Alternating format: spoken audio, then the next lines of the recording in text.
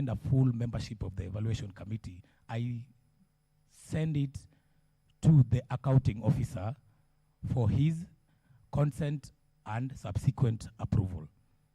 After that juncture is when a full evaluation committee is composed and it is appointed by the accounting officer. So this table just shows the chairpersons of the various evaluations you have had, and it portrays clearly that we endeavor to ensure that chairpersons and all members are appointed on rotational basis, and it's on ad hoc basis, meaning it's per tender by tender. Chair. Thank you very much. Now, I just want us to take the committee through the document quickly. In the financial year 2017-2018, out of the 8 committees that are appointed in this list, how many of them were chaired by Pauline Kamau?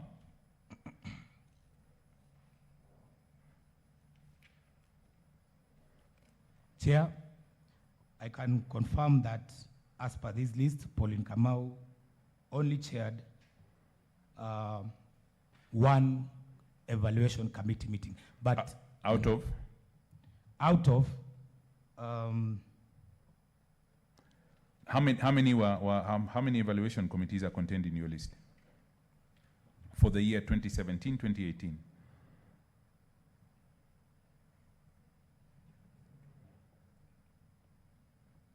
From my list, I have 3 evaluation committee meetings. I want to be clear on that. Evaluation committee meetings may have a number of tenders to be deliberated in one appointment letter. So in this scenario, there were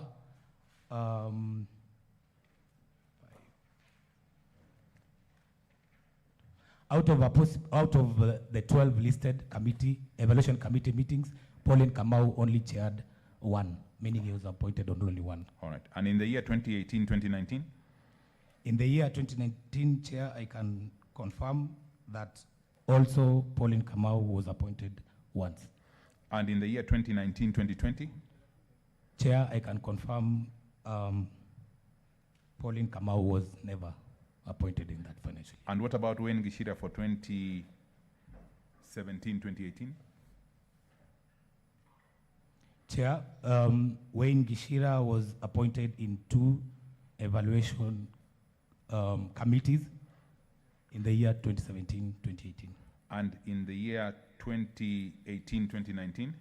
In the year 2019, Chair, Wayne Gishira was appointed in 3 evaluation committees. Okay. I just want to ask you another question. Did you recall, you said you have had a look at the petition. Do you recall seeing any evidence in the petition about the appointment or the allegation about the appointment of Pauline Kamau and Wayne Gishira? Chair, I can confirm I didn't see any evidence. All right. Thank you very much for that. Now, I want us to go to the complaint again, and I want us to go to page...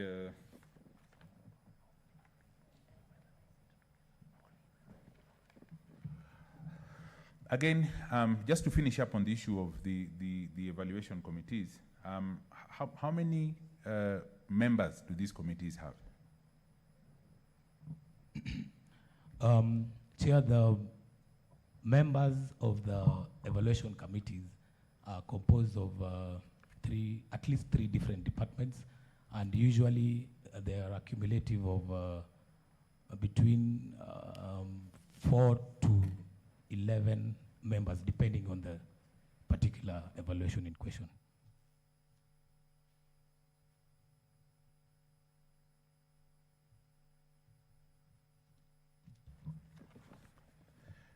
I want to take you back to your list, to the document on page 55.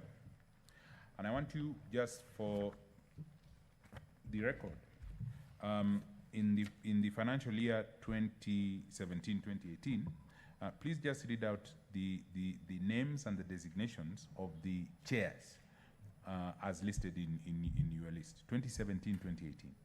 Okay, Council.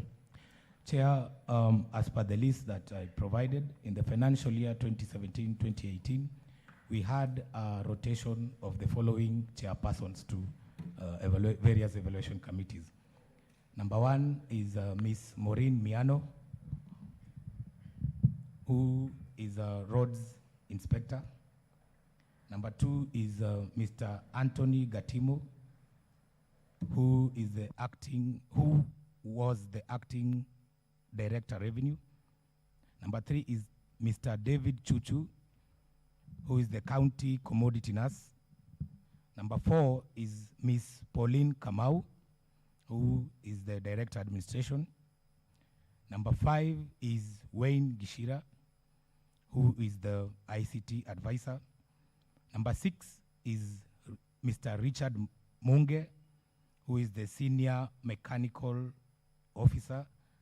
Number seven is Dr. Richard Karimi, who is the director agriculture and livestock. Number eight is Mr. Nicholas Njenga, who is the senior inspector building. Chair, there was a submission for that particular year. Thank you, Karilas. The next question I have for you is this. Did Wayne, in that year, Wayne Gishira and Pauline Kamau sit together in any evaluation committee? Chair, I can confirm Wayne and Pauline Gishira have never sat in one evaluation committee. They have been in separate chairpersons to different evaluation committees. Not even as chairperson and member of an evaluation committee. You can only have one chair, can't you? We can only have one chair. Yeah. So chairperson and member, did they ever sit together in any committee? I can confirm, Chair, they have never. Right. Please read the list again for the financial year 2018-2019. Chair, the financial year 2018-2019, as per the list, number one is Dr. Mutiso O. Kitui, who is the county pharmacist. Number two is Mr. David Chuchu, who is the county commodity nurse. Number three is Mr. Wayne Gishira, who is the ICT advisor. Number four is Ms. Pauline Kamau, who is the director administration. Number five is Mr. Samuel Gashewa, who is the store assistant, sorry. Number six is Mr. Philip Kangara, who is the road inspector. Number seven is Ms. Juliet Mudoni, an ICT officer. Okay. In that year, did Pauline Kamau and Wayne Gishira sit together as chairman and member, or member and member of any of those evaluation committees? Chair, I can confirm in that particular year, Pauline and Wayne Gishira have never sat in chairman or member. It's always different chairperson, different evaluation committees. Okay. Now, I want us to go quickly to page 9 of the complaint, of the motion. And midway through page 9, next to Roman 10, is the complaint about a procurement from a company known as Velocity Partners Limited. Are we together? We are together. Okay. Now, I want to ask you the question. Yesterday, you heard that Velocity Partners Limited was not qualified for this procurement or for this contract. What do you have to say to that? Through the chair, I can confirm to the best of my knowledge, Velocity Company was qualified. What was the nature of the entity? What is the nature of the entity? What do you want to tell this committee about the nature of the entity that bid and won this tender? The chair, the nature of the entity is an ICT company and basically does ICT related work. All right. What else about it? Was it Velocity alone? What was the nature of the entity? I can confirm that the submission of the proposal by Velocity was a joint venture with a company called Com21. So meaning they actually bidded the tender as a joint venture. And is that evidenced in the documents that you have that have been supplied in response to the motion? I'm not too sure, but I can confirm if that joint venture teaming agreement was actually inserted. Okay. And when entities bid as a joint venture, how do you assess their eligibility? Since, Chair, the law provides for companies to always team in case they want to increase their capacity in terms of qualification and experience, once there is a joint venture in such arrangements, we look at the qualification, the experience as a joint venture and not a single company. There was the allegation again in respect of Velocity that certain payments had been made.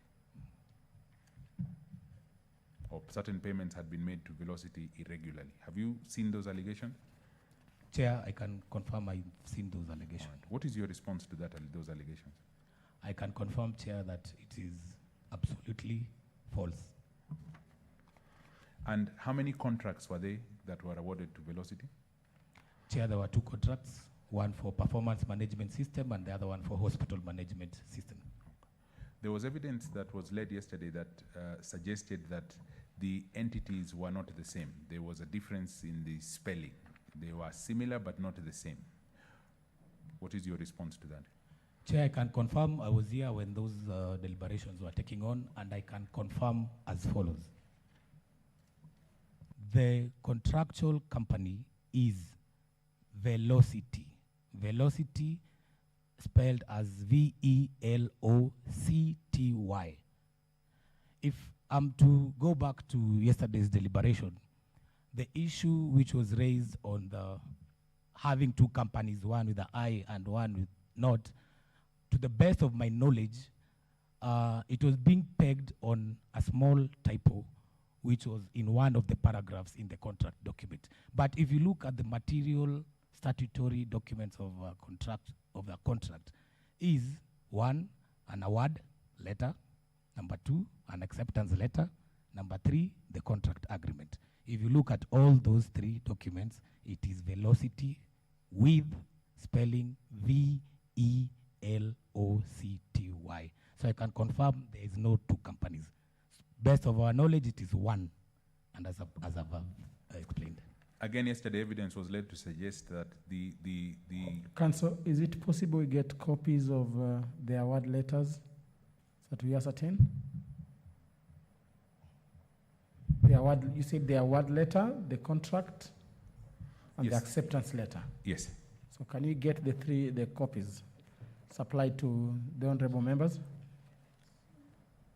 Chairman, they are in the files that we have used in, or they're in the documents that we have filed in response. Perhaps what we can do, because these are properly filed and properly paginated, we can refer you to where the document is. Kindly. Do you have the files, members? Chairman, I have noticed the yellow light has come on. He has. No. We'll deal with that when the red one comes on. I'm in control, don't worry. Thank you. Yeah.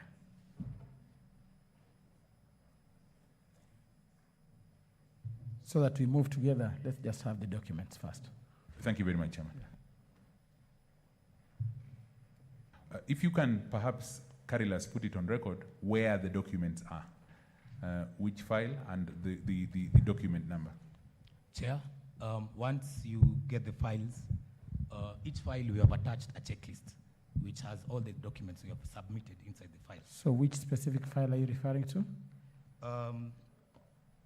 For tender number CGK ICT stroke 047 stroke 2017-2018, that is the file for the hospital management system. And the documents I've referred to are contained on the Annex 12M, 12N, and 12O. 12M to 12O. Honorable members, are we on the same page? Not yet?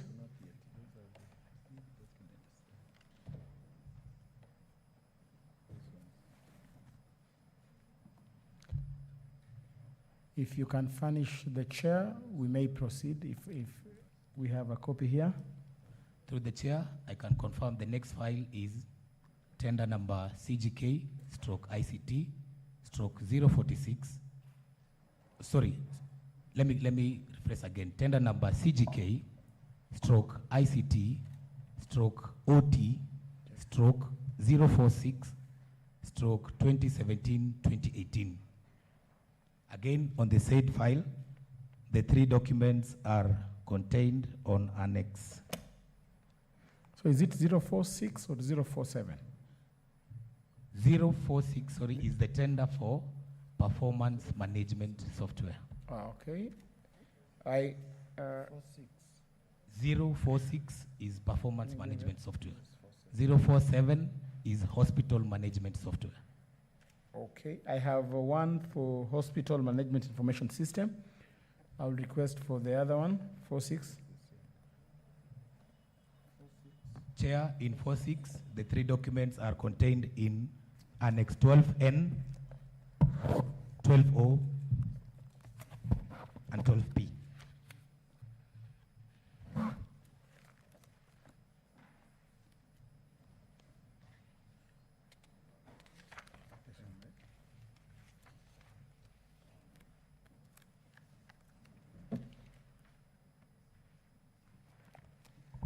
Yeah, I think we are together. We may proceed.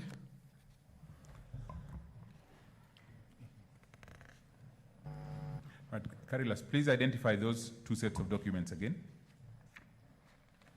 The two sets, Chair, are the tender number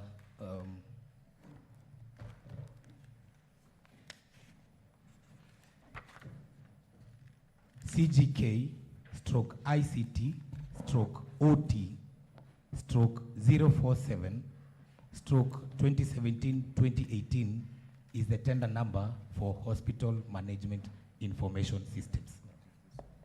Yeah.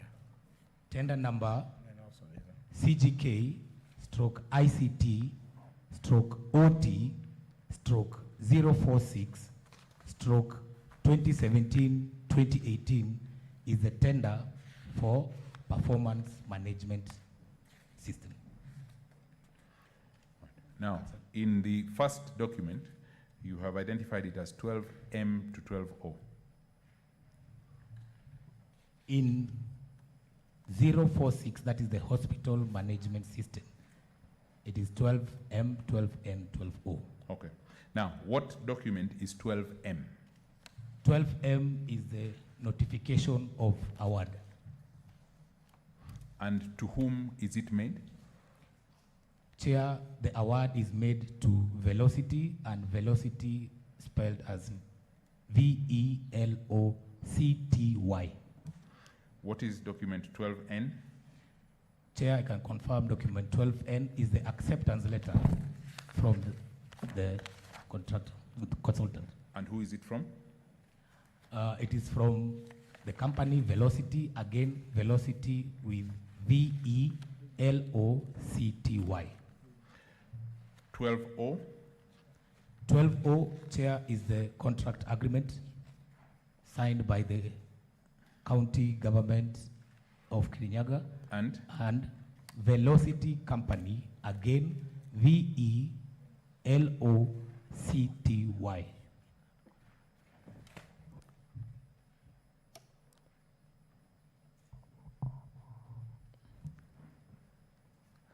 Chairman, I plead for more time. Yeah, your time is up, but considering that this is a crucial witness, and the county assembly had also requested for him to appear before them, I would maybe give more time.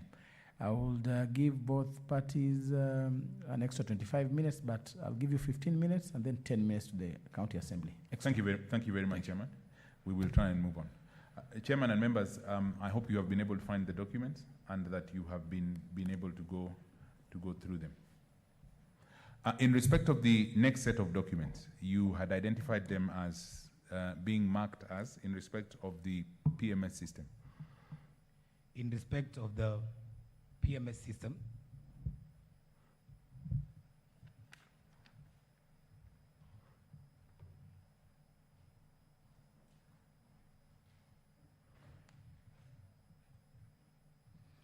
In respect to the PMS system, Yes. Council just also advise, tell me if I'm correct, but it is 046, and the three documents are contained in Annex 12N, 12O, and written 12P. And please identify what 12N, O, and P are. 12N is the copy of notification award to Velocity, again Velocity with CTY at the end. 12O. 12O is the acceptance letter from the said company, again Velocity with CTY at the end. 12P. 12P is the contract agreement signed by the county government of Kirinyaga and Velocity company, again with CTY at the end. Okay. Now, I want you to look at the document marked as 12O, and 12O, we'll come back to 12P in a minute. 12O in the first file, in the HMIS file, and tell me whether the contract is signed on behalf of the county government. Chair, I can confirm the contract is signed on behalf of the county government. Who signed that contract on behalf of the county government? Chair, the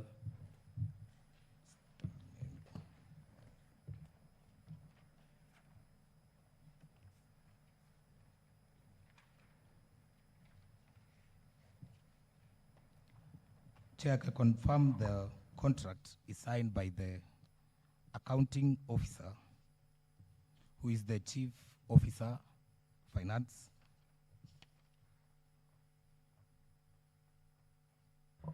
And in the other file? And yes, Sorry? and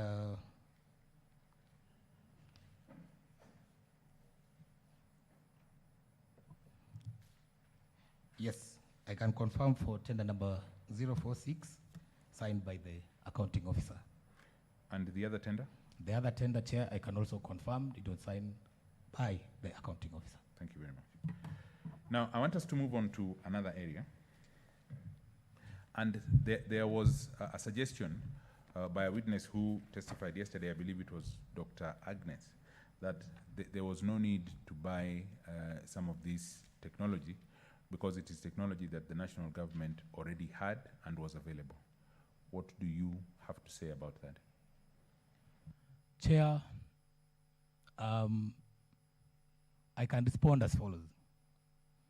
I was here present when I heard that allegation, and to the best of my knowledge, actually it got me on utter shock. Because from what I heard from Dr. Agnes, if I heard well, she mentioned that the governor had told her that there was a system in the national government which is supposed to be rolled out to the entire 47 county governments. That system at that particular time, and I can confirm even today, currently, it is a matter which is even in litigation. So if, Chair, the issue of having a separate system came up because of such a system which we were expecting to get from the national government, then that's a bit unfortunate to mention that there were two systems. Being the Director of Supply Chain Management Services at the county government, I can confirm there is no parallel or separate HMS system in the county government. And even the issue of being activated, I heard it for the first time yesterday. I'm a procurement professional. Before I do any procurement, I know very well all the rules which are required for you to undertake a procurement. Again, I can confirm the requisition for that particular software came from the Department of Health. So if there were two parallel systems, then how comes there was there? And I also have made a confirmation to the best of my knowledge as the Director of Supply Chain Management. Before I went ahead and procured this system, I confirmed, even with the national government system, that we were not having any system in place. You have said that the system that was possibly discussed between the governor and Dr. Agnes is now in litigation. Are you able to give the committee any more details, any more particulars? Who was the provider? What was it meant to do? What may have happened to it? Chair, to the best of my knowledge, being the director again of the supply chain, when I was doing some due diligence about the said software, I can confirm to the best of my knowledge it's still a matter in the litigation. Chair, we And have it's, an objection to that line of questioning. Unless the witness is capable of providing the information to us, and you can see it is not easy to conduct this trial without removing our hands from the precincts of the assembly and going for other evidence, like now the trial and the litigation is speaking about. We beg that we be provided with the requisite documents, the content of the trial, and the issue of dispute. But however, that answer has gone on record. It proves how difficult it is to conduct this trial without having to remove our hands from the only document that we have. Counsel, I take it. Mr. Nyamodi? Mr. Karani will respond for us. In brief response, it is an issue in the public domain because it is an issue that involved the national government when it was moving for a software to cover all the health centers in the country. And so he's commenting on something that this Senate already has judicial notice of, because it is one of the issues that have been interrogated by the National Assembly because of issues of accountability. So he's just confirming an issue that is in the public domain. And he's aware of it because of having had to interact with that issue when he was trying to bring up the new system. I will guide as follows. I think we will allow the witness to comment generally on issues affecting procurement and issues that may help this committee make a determination on various issues. However, it will be upon the committee now to make a determination whether to admit or to consider whatever he's saying in our eventual report. We are guided. Thank you very much. Thank you. Guided, Chair. Carilas, back to your testimony. It is alleged that the entity called Velocity Partners Limited does not exist. Have you come across that allegation? Chair, I can confirm I came across that allegation, and I can confirm that Velocity Company, to the best of my knowledge, Velocity with CTY actually exists. Is there any proof in the documents that you have supplied to the committee that that entity exists? Chair, yes, there is a document to that effect, and that is the certificate of incorporation. Where is that document to be found?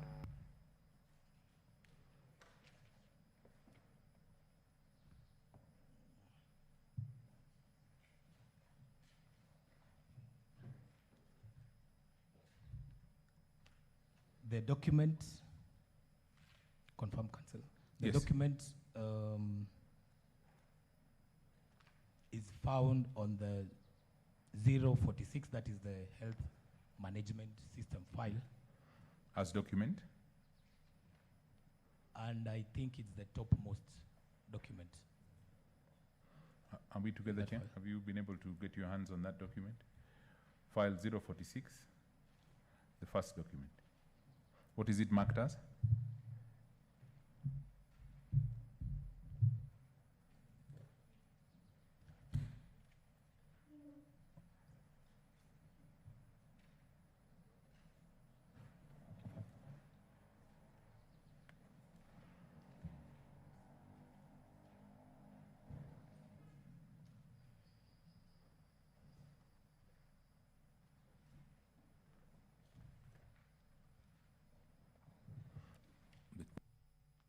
We don't have it. We don't have that On document. 47 Chair. or 46? 46 or 47?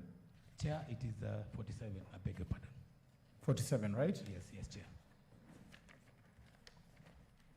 And it's on Annex 12Q. Annexure 12Q in the file for contract number 047.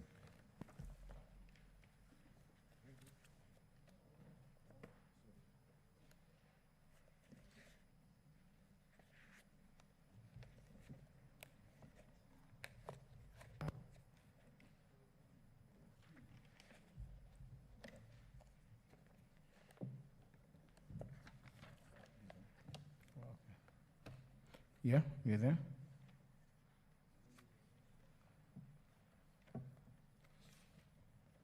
Is it 12?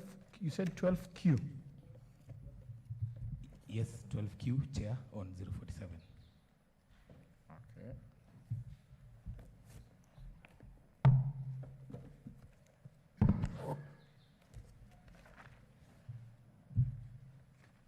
Chairman, maybe what we can do to save on time is we can pull out a copy and give it to the committee. I already have it. You may continue. All right. So, Carilas, is there anything else in respect of the motion facing the governor that you wish to share with this committee?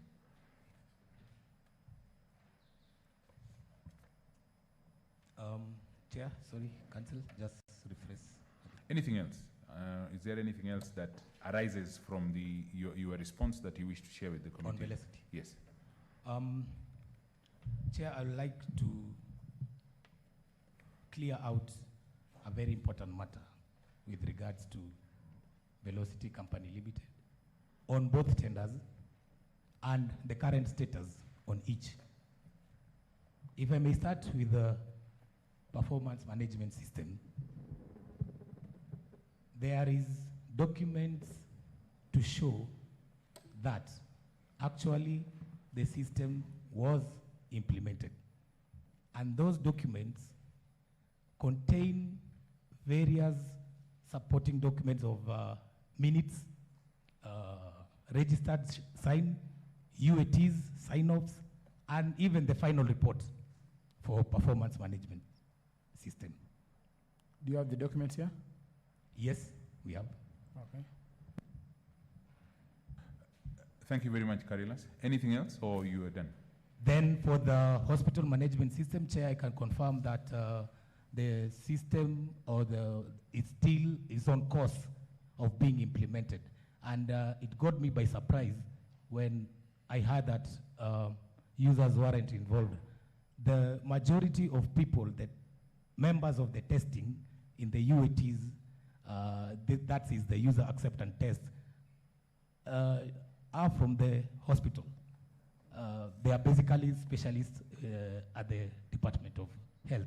So the system is still ongoing, and we are at the user acceptance testing 2, meaning the issue of 50 million, having awarded a company 24 million and pay 50 million, it's actually shocked me as a very serious professional in supply chain management, because that is practically not true, and we cannot do that. So I can confirm 50 million wasn't paid to Velocity on only one tender.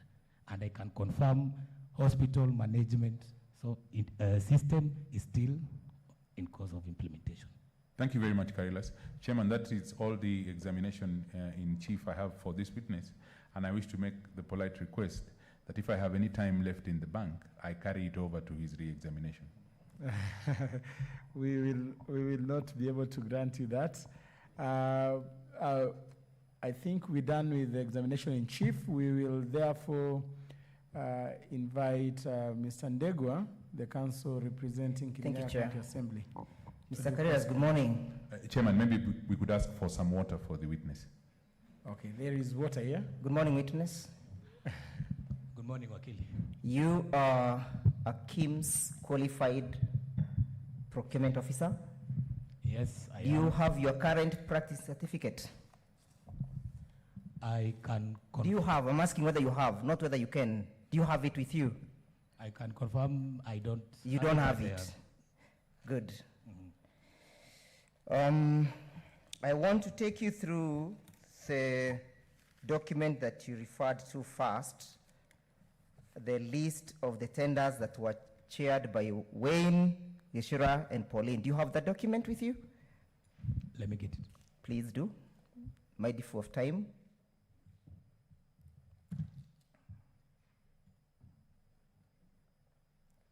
As you fetch that document, yes, how many tenders took place in the year 2017-2018 in the entire county departments? Council, I can not put an exact figure because this. How many have you cited in your document for that year? These are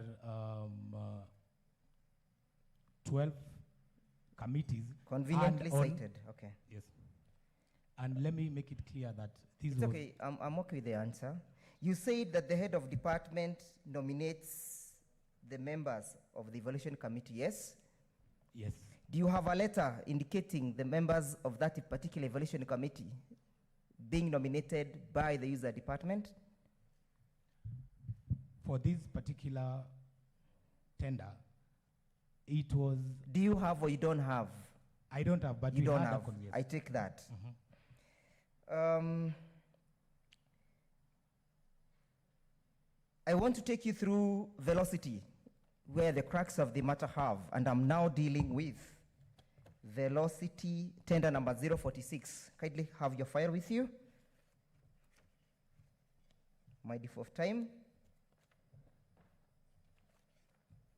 I want you to open the contract that you gave.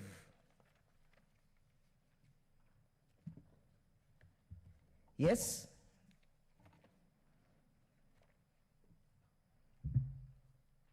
The contract, first pages. Yes. You have the contract, the first page of the contract, Yes, I do. the first page of the contract, not the last page. Fungo yo ingine. Aha. I'm reading it out for you. Senators, you're with me? You're with me, senators? Yeah, Annex 12P. Annex 12P. Yes. Contract agreement between County Government of Kirinyaga and Velocity Partners. Yes. File 046. I want to read it out to you, Kariras. Contract agreement between County Government of Kirinyaga and Velocity. What's the spelling of that Velocity? Velocity with CTY at the end. CTY at the end, right? Open the next page, Kaliras. Right? Read out the recital. This agreement, read it out. This agreement made on the 14th day of May 2018 between the County Government of Kirinyaga, PO Box 260-10304 Kutus, located at the county headquarters, Kutus, hereinafter called the employer. Yes. Mhm. And And on the other hand, Velocity. Velocity. What is the spelling of that Velocity? Velocity with CITY at the end. That was just a clerical error, correct? Let's Like- proceed to the execution. Execution of the agreement. Who has executed that agreement? County Government of Kirinyaga and Velocity. Yes? Which officer from the county government has executed it? The accounting officer, Which accounting officer? Which department? Chief Officer, Finance, Economic Planning and ICT. For purposes of clarification, Mr. Karilas, each department has its own accounting officer, correct? To the best of my knowledge, Chair, that is not correct. We have only one. I want to accounting read officer. out for you, and I want you to read section 46, subsection 2 of the Procurement Act, which you are an expert. Fish it out, section 46, subsection 2. Yes? I'm there. Kindly read it out for the senators. Chair, it reads as follows. In establishing the ad hoc evaluation committee, referred to in subsection 1, the procuring entity, that is the state department or a county department, shall do so in consultation with the cabinet secretary or the county executive committee member responsible for that entity, as the case may be. Did you consult the CEC held during these processes? I can confirm, yes. Are you aware that she was there where you were seated yesterday and she confirmed in evidence and on oath that she was never involved? Let's move on. Which Velocity has executed this agreement? Velocity with this CITY or the other one? To the best of my knowledge, with CTY. Good.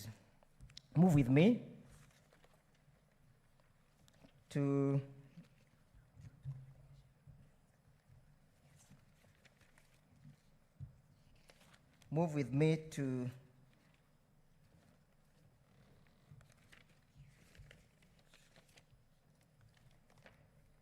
the document establishing or communicating to you about the evaluation committee.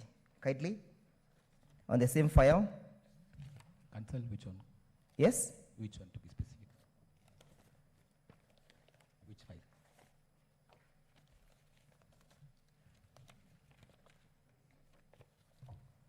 Are you talking about the ad hoc tender evaluation committee? Yes, the ad appointment hoc summary? tender committee. I think it's on page 55, the submission by Honorable Waiguru. Yes? Page Do you have it, 55. Karilas, with you? Yes, I have it. Yes? Yes, cancel. I have it. Who are the members of the tender committees in that particular tender? Through the chair, council, let me confirm to you, these are chairpersons. Who are the Chairpersons. who is the chair of that tender committee?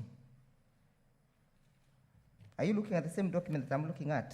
Please clarify, because I'm on the table of summary of appointments of various. Okay, I'll come to that later then. Move with me on the same file. Please don't leave that file. At Annexure 12G. Please keep on holding that file. It's very important. Annexure 12G. Through chair, which file, council? 046. 046. Okay. Are you there? Yes, I'm looking at the document of the tender opening committee. Do you have it with you, the minutes? 12G.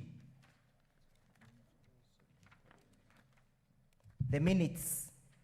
12G, Karilas. You are very expedient when you are dealing in chief. I'm there, council. Chairman, if council could stop badgering the witness. Look at that tender opening committee. Yes, the next page. Entry number 4. No, you've gone mbali sana. Karilas, let me share with you mine. Mr. Ndegwa, this committee is guided by our standing orders, which Yes. say that we shall only use either English or Swahili and or Kenyan Sign Language. So you'll choose to use one. I'm well guided, I'll use English. So don't mix. Huh? I'll use English. Yeah. Karilas, are you at 12G? 12G is a copy of the tender opening committee minutes. Are you there, sir? I'm there, council. Would you kindly open with me the next page? You seem not be having it. I'll share with you.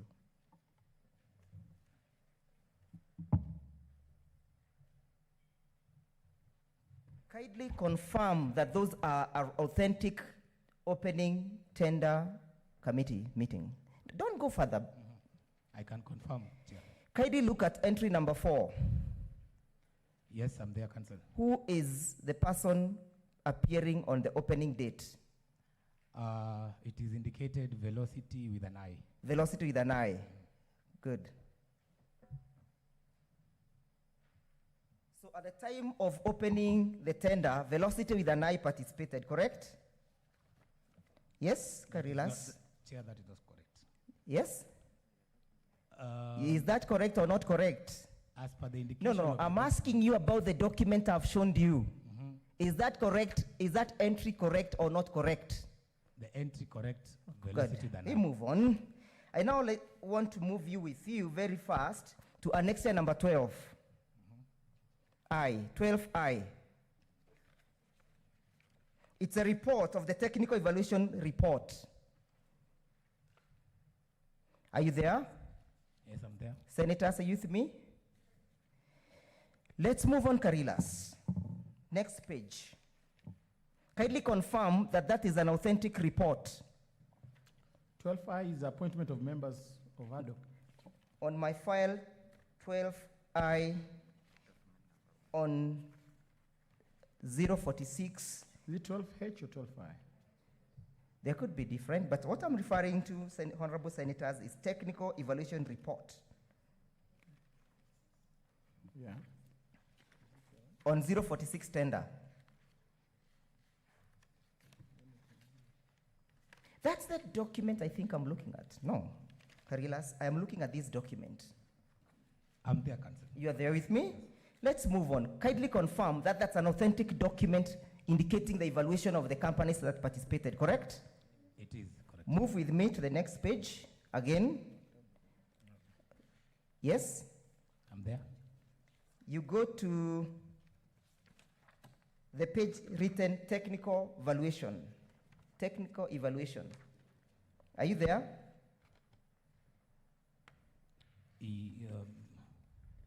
Technical evaluation, this one. Okay. Technical evaluation, yeah? Yes. You there? Kindly confirm to us the representation by B1, B2, B4, B5, B7. What do those represent? Those represent the bidder numbers. The bidder numbers. Kindly confirm to us that velocity or velocity is bidder number 4, B4. Confirm it's bidder number 4. That is correct. Move with me to that technical evaluation report. Are you there, sir? Yes. You don't seem to be. I'm there. You're not on this page, sir.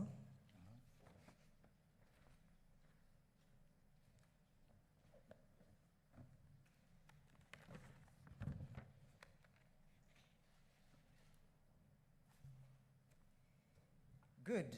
Now read out to us the comments or the remarks, which begins with the bidders who met.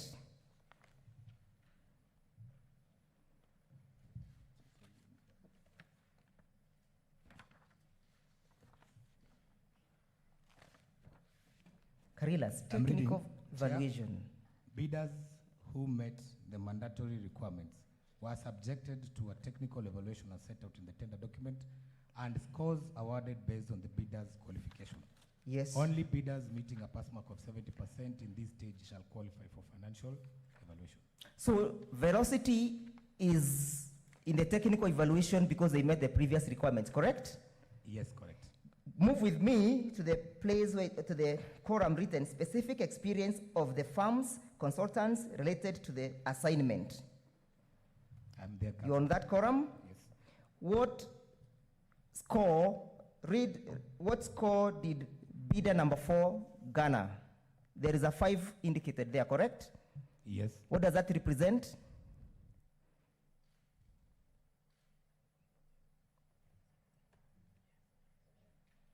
Does it represent that the company has 5 years of experience? No, it doesn't. What does it represent? But it represents marks. It is represents 5 marks. Yes. But in which category of marks? 5 years and above. 5 years and above. Yes? Yes. When was the company incorporated? Just to recap, from you mentioned in chief, you said it was incorporated in 2017, correct? Correct. Good. We move on. Go to the last column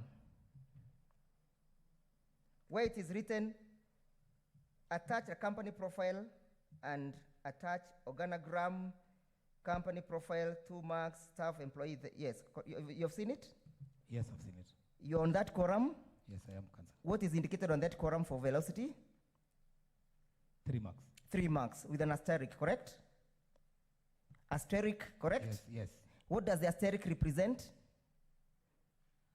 I'm not sure. Concerned. You are not sure. Okay, just move on. Evidence of similar undertakings in institutions, at least 5 assignments. Again, on the same page. On the same page. Don't leave that page. There is a score of 6 with an asterisk, correct? Yes. What does asterisk represent? I'm not sure. Do the other companies have asterisks? Do they have asterisks, the other evaluations? No. They don't have. Move with me to the audited accounts for the last 3 years. Yes? I'm there. Does the company score 3? Yes. For how many years of audited accounts? 3 marks, 1 mark per year. Having provided 3 years experience, 3 years audited accounts, correct? Correct or not correct, Karilas? It is only correct as a joint venture. I am not asking about joint venture. I'll come to that. Is it correct or not correct that we are evaluating velocity and it has 3 years? Yes, correct. Correct. When was the company incorporated, just to recap? 20. Yes? Let me confirm. 2017, right? When was the tender bidded? 2018. 2018, 3 years experience. Marvelous. as a joint venture. That's good mathematics. Now, Karilas, move with me to the next page. I want you to look at the comments on the bidder's responsiveness. Are you there? Yes. Read the comments. On all or where council? Yeah, the following are some of the key explanations why the evaluated bidders were not awarded the maximum score of 100 marks at the detailed technical evaluation stage. Are you there? I'm there, council. Kindly read how many companies, read number 1, number 2, and number 3. Number 1 is Parity Performance and Compliance Limited. A company that bidded, yes? Number 2 is Ubora. No. Read the remarks. Why that Remarks. company was not awarded 100 marks. Submitted audited accounts for only 1 year. Work plan provided does not clearly define the timelines, partial understanding of the scope and interpretation of the TORs. No clear documentation on sustainability of the system and service. That is why level. that company could not be awarded 100 marks, correct? From the procuring profession, correct? To the best of my knowledge. correct. Marvelous. Number 2, Ubora Systems and Solutions Limited. yes. What are the remarks? Why it never garnered 100 marks? No master's degree from the team lead. Yes. Relevant experience of less than 10 years. No proof of qualification and competence. Now go to the 4th entry. Velocity partner. Velocity with what? With an I. VELOCTI at the evaluation, technical evaluation stage, correct? Correct, council. Move on. What is the remarks? Scope and specification will be fully understood during pilot stage or feasibility study phase. Now, because I'm not a procurement professional, don't go to the next page. What does that remark mean? To the best of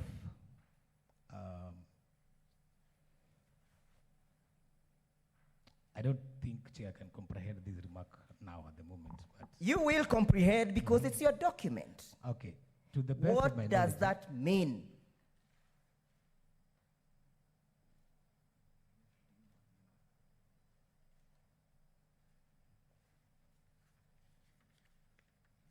scope and specification will be fully understood during pilot stage or feasibility.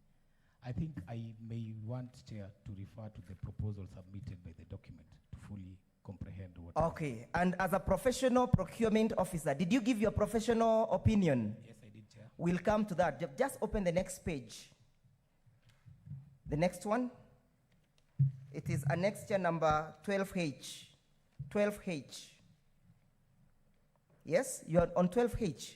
12H is a document giving the appointment of the ad hoc committee. This document. Ad hoc committee. Are you there? Yes, I'm there. Who is the chair of that committee?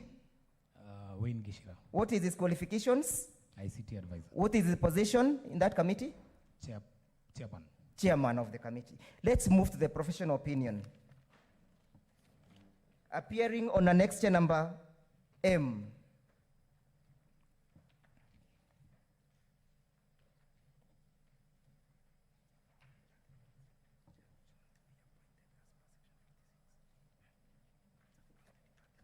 I'm there, Are you there? Yes. But just before we go to that, Mr. Karilas, you said that who appointed that committee, the ad hoc committee?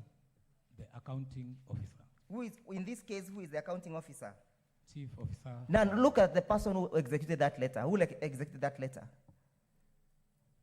Who executed the appointment? Just go to the document. You are there? Who executed it? The chief officer finance. The chief Officer. finance. Yes? Are you aware of the provisions of the County Government Act? Section 47, subsection 3?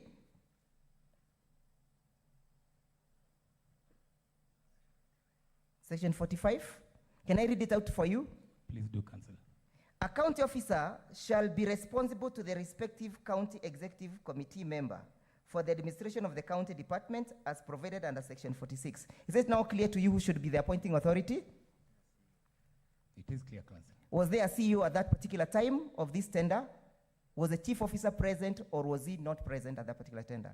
I can confirm he was present. He was present. Let's go to the professional opinion.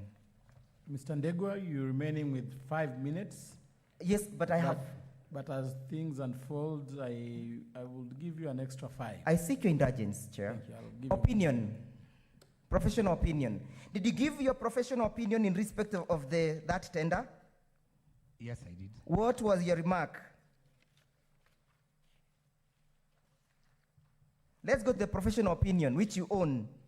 It is dated 16th April, appearing on Annexure 12M, correct? Correct. The next page, page 2, entry number 4. Whom are you giving professional opinion about? Which company? Velocity Partners Limited. Velocity, which velocity? Velocity with CTY at the end. Velocity with CTY? At the end. No, you're not at the same page. I'm referring to Annexure number 12M. Your professional opinion, unless you have two. Oh, okay, I'm there. You are there? Entry number 4, page 2, Yes. Who is- Velocity with an I. with an I. And who bidded for the tender? Velocity without an I. And whose professional opinion is this?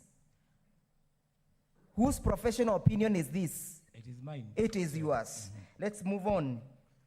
Number 3, the last entry. The last page 4. Read your comments very fast. In view of the above, Yes? the following is my recommendation. Yes?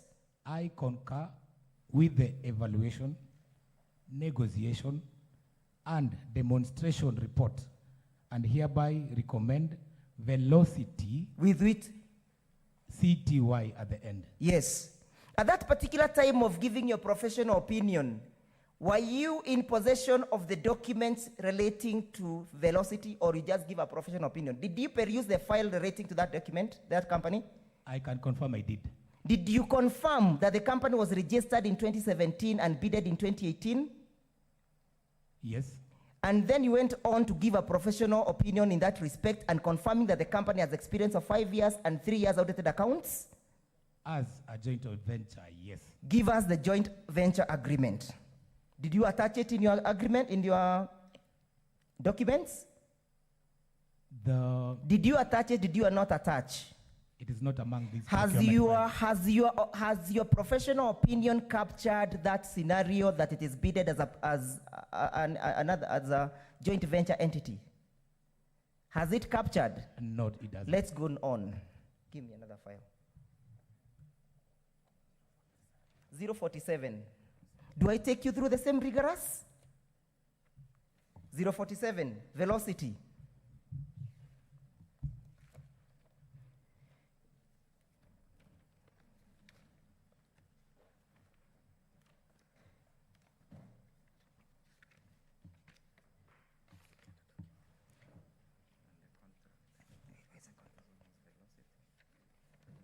Look at the contract, sir. 047. Who is the contractor? Whom are you contracting?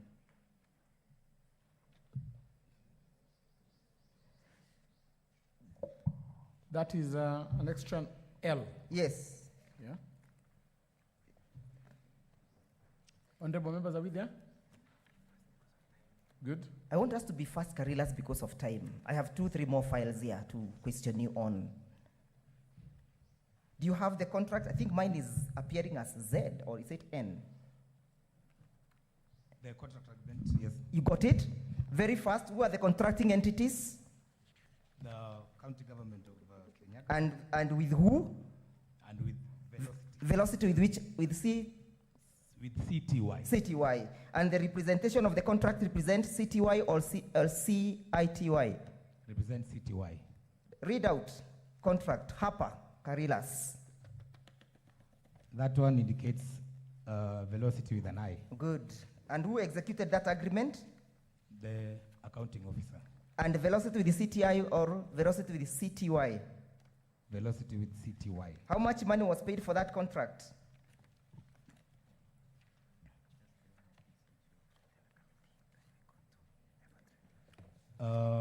I can confirm that because this contract is still Okay. ongoing. Then let's go to annexure number H very fast, where we have the tender committee. Annexure H. Sorry, I. This is I. Annexure I. Annexure I, Karilas.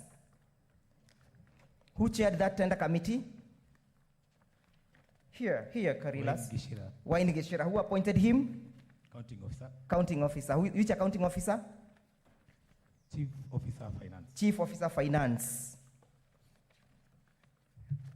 Let's go to the other.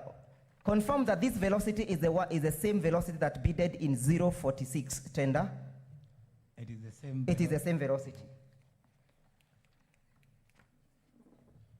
I now take you to your other averments in your response, and I want you to take out the tender number, Riagishero Irrigation Water Project, tender number 039.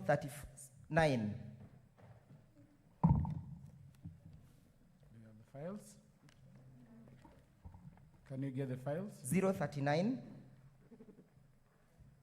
Riagishero Irrigation Water Project.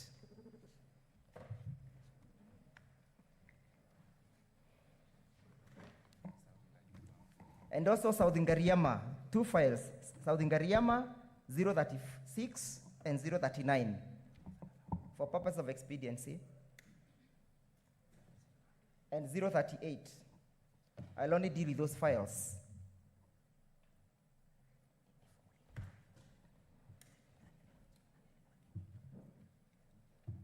You're there, Karilas? We do not have the files yet. Just give us time.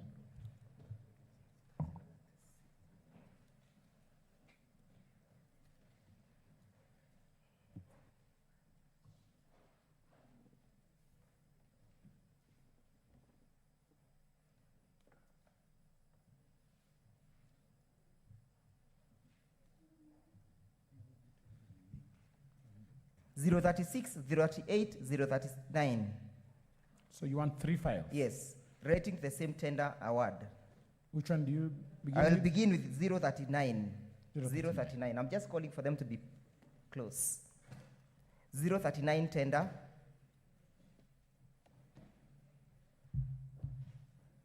Thank you.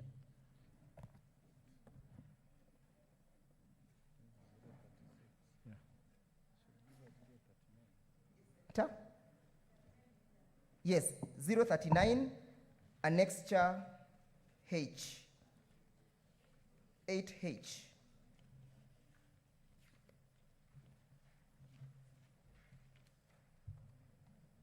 Yes. 39. We have 36 here. Excuse me. 39, 039 tender. So do we have 039, honorable members?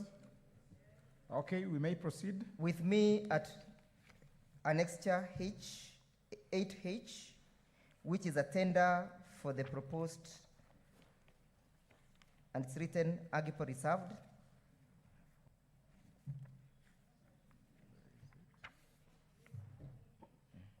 Yes, Senator?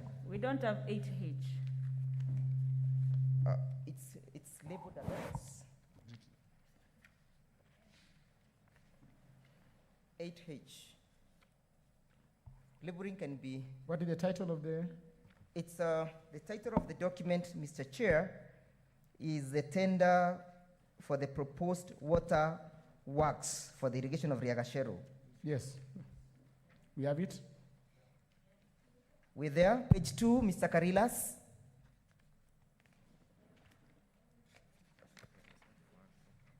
Let's go page 1.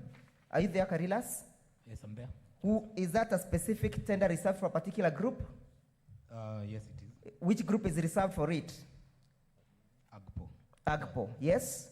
Yes. What are the how do you determine whether a company is Agpo certified or not? By a certificate. By a certificate of Agpo. Agpo. Who awards that certificate or issues that certificate? The National Treasury. The National Treasury. The National Treasury. Go with me to page 2. Entry number 2, Eva Trading Agencies Limited, yes? Yes, It is indicated as Agipol certified, correct? Correct. Did you provide the Agipo certification? Yes. Kindly lead us to where it is in your file. Chair. First of all, before you say that, confirm that once you are Agipo certified, you must be issued with a certificate, correct? I confirm that, Chair. Marvelous. Let's move on. Chair, through you, can I confirm where that document is? Yes. What we usually do, we get the proposal from the bidders. And the winning bidder, that forms part and parcel of the contract. So this document and all other relevant documents that the bidder submitted, it is in the contract document and that one can be availed. The contract document with you, you knew it would be an issue of trial. Do you have Agipo certificate or you don't have Agipo certificates in your documents? We confirm there is AGPO, women category AGPO certificate. Please provide to us. We need it now, not tomorrow. Chairman, if counsel was allowing the witness to answer questions, he was going to answer that question, and counsel told him, before you go there. So he must allow him an opportunity to answer questions. Yeah. Counsel, you'll need to give the witness time to answer the questions. I was only conscious of the time that is remaining, but let him answer. You've known me as a generous chair, so you shouldn't be so worried. We have enjoyed the generosity with Yes. humility. Your time is up, huh? But I will. How many more files do you want to interrogate? I have about 4 more files, but remember, Chair, we had also summoned this witness. He's their witness and our witness. I will. Let's work with 10 minutes first. We see how it goes. I will try to work with the scope. Okay. Carillas, I want you to provide me with a certificate of Agipo certification of this company. Chair, it can be provided once I get the contract document.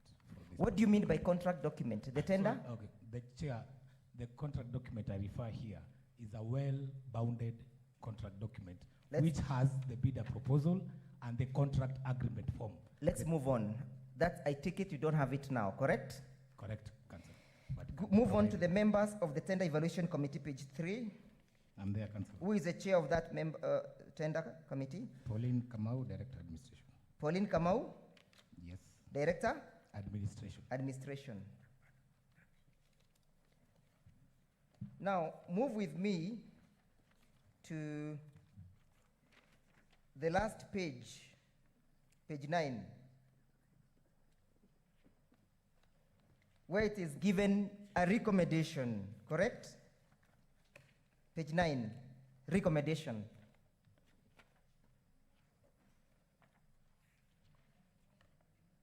Are you there, sir? Yes, I'm there, Council. Kindly read it out. From the foregoing evaluation, the evaluation committee recommends bidder number 2, that is Ever Trading Agency Limited, having submitted the lowest responsive evaluated bid, be considered for the award of the tender for the proposed waterworks for Yagasheru Water Project What is the cost? at cost of 9,942,000 and Correct. Move on. Reading. List of directors of Ever Trading Agency Limited: Move on. Mary Mumbi Gishobi, Yes. Kenyan by birth. It's okay. 100 shares. Yes. Jackson Daddy Gishobi, Jackson Daddy Geshobi. Yes. Kenyan by birth, 100 shares. Yes. Evangeline Wakaria Nyaga, Yes. Kenyan by birth, 200. Yes. Edwin Gishobi Ndadi, Edwin Geshobi Daddy. Kenyan by birth, 300.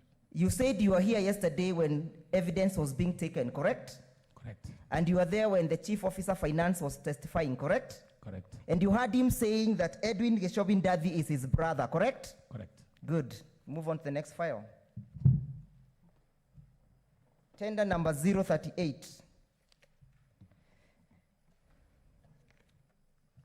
038. Again, it's a tender for Moya Makema Water Project. Honorable members, I'll be dealing with annexure number 7. That's where I'll begin. 7I. Do we have 038? I don't have, Chair. We 038. Karilas, we are not dealing with that file. We are dealing with this file. So I don't know what you're fetching from that file. As we have this, not Again, what Chairman, you have. that and this only makes sense to somebody standing next to counsel. Yeah, I think you should furnish the witness the correct file. The ones that were filed, yes, Yes. that file. Yeah, the chair has 038, so we may proceed. Karilas again, move with me. Annexure number 7I, senators.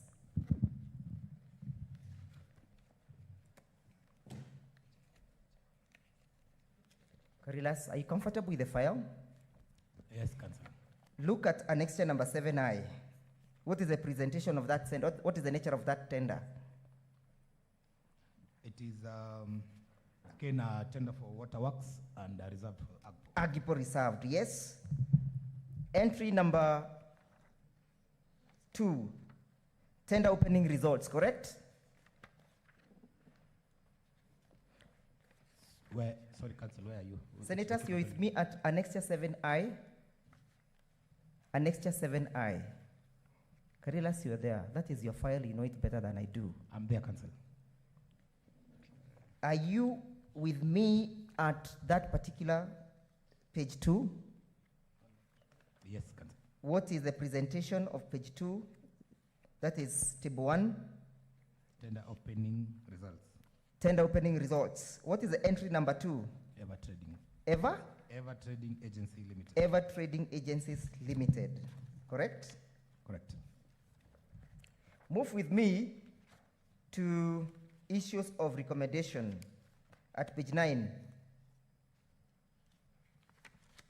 And by the way, who is making these recommendations? Evaluation Committee. Evaluation Committee. Move with me to 6.0, recommendations. I'm there, Council. Yes. What is the representation of that recommendation?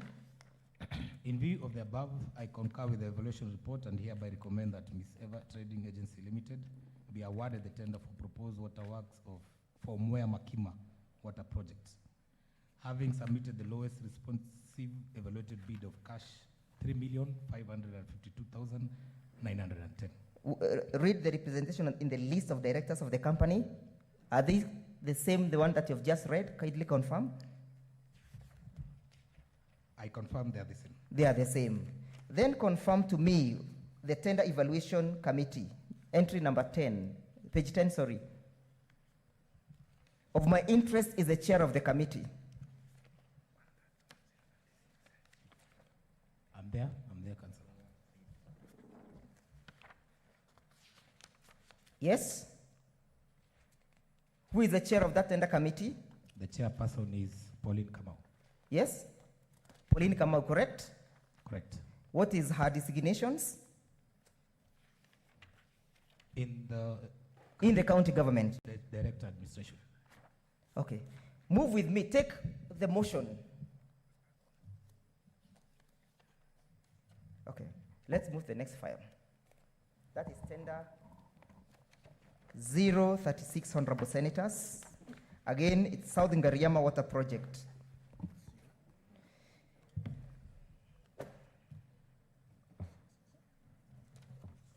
And 036, then we move to annexure number 9I.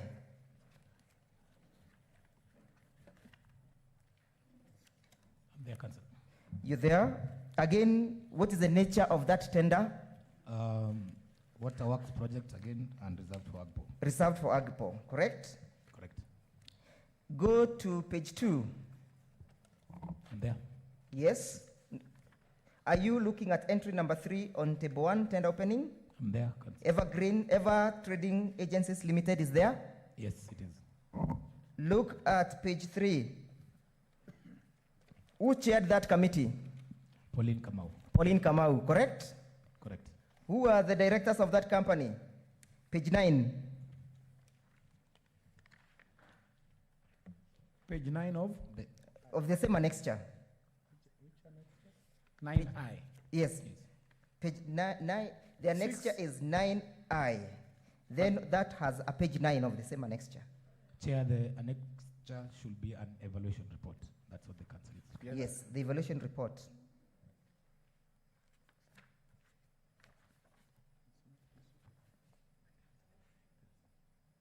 The last page, page 6. It is presented as this. Yes, I'm there, council. You're there. What is the recommendation of that evaluation committee? From the foregoing evaluation, the evaluation committee recommends bidder number 3, Ever Trading Agencies Limited, having submitted the lowest responsive evaluated bid, be considered for the award of tender for proposed water works for South Ngariama water project At what cost? at a cost of 11,943,800. Who are the directors of the company? I can confirm the same as Read them out. Mary Mumbi, Kenyan by birth, 100. Jackson Daddy, Kenyan by birth, 100. Evangeline Wakaria, Kenyan by birth, 200. Edwin Gishobi, Kenyan by birth, 300. The same directors, correct?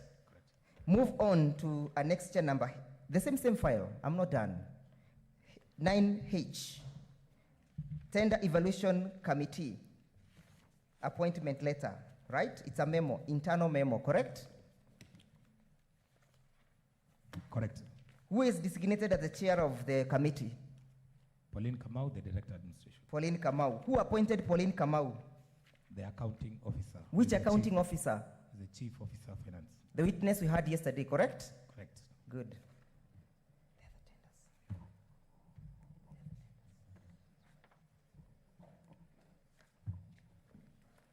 Senators, as I conclude, kindly move again with me to now tender number 013. Secretariat, kindly furnish us with the file, tender number 013. And 037. 013 and 037 tenders.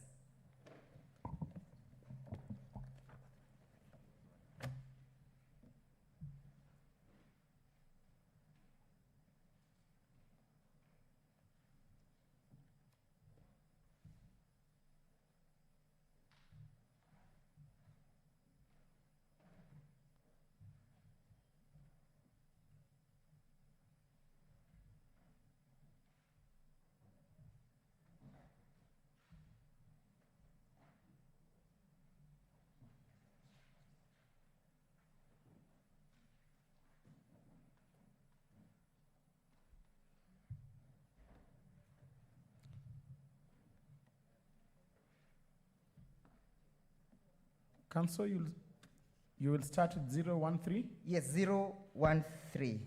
Kindly Yes. proceed. We go to annexure 6I.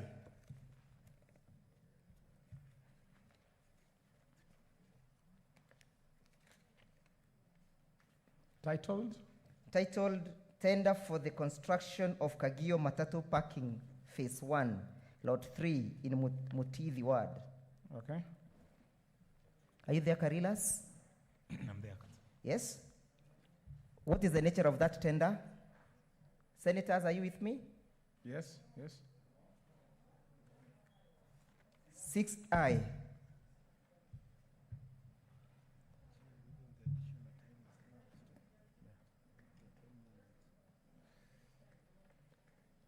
Mr. Ndego, your time is up. I was only remaining with 2 files. If I may beseech the committee just to be kind with me, that I may make out this case for purpose of fact finding. Final additional 5 minutes, right? I'll try to work within. Try. Karilas, 5 minutes to work out this. Are you on that tender? Yes, I am. Is that tender Nagipo reserved tender? Yes, it is. Move on to page 9, Tender Evaluation Committee.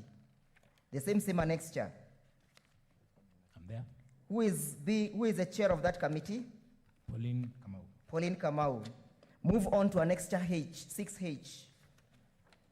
The Tender Evaluation Committee, right? Who is the chair?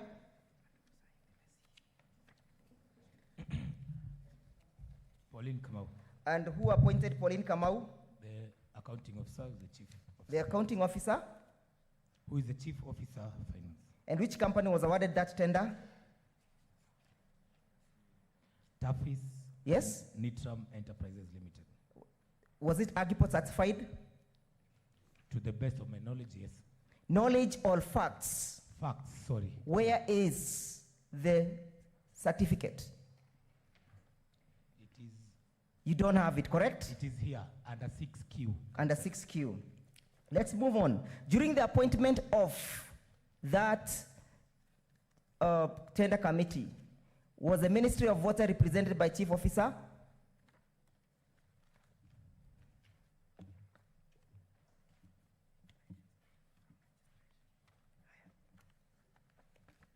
Was there a substantive Chief Officer to appoint the committee? Yes, who is the accounting officer? Good. Senators, I'm done with that file. Let's move on to tender number 037.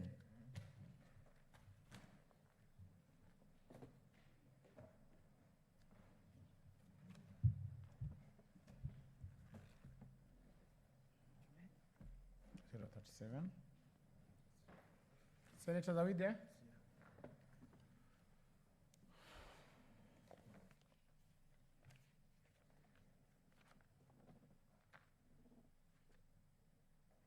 Is it supply and delivery of assorted UPVC pipes for Kenera water projects in Murunduko ward? Is it that? Yes, move on. I will specifically want to go to the question of who was awarded the tender from a document. Who was awarded the tender of that? Amphil Limited. Confirm that it was an open tender. I confirm it was an open tender. Go to the certificate of incorporation of that company.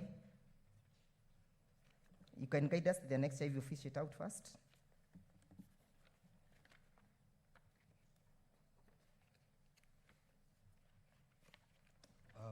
Chair, I can confirm the certificate on incorporation should be on the bounded No, contract. we have it. You have brought it.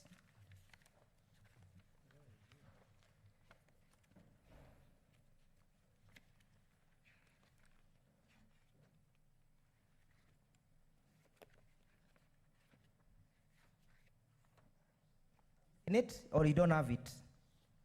I can confirm it is in the contract, bounded. Did you know that we had issues of when the company was registered, when you were answering your response in respect to this tender? Were you aware or you're not aware? I was aware.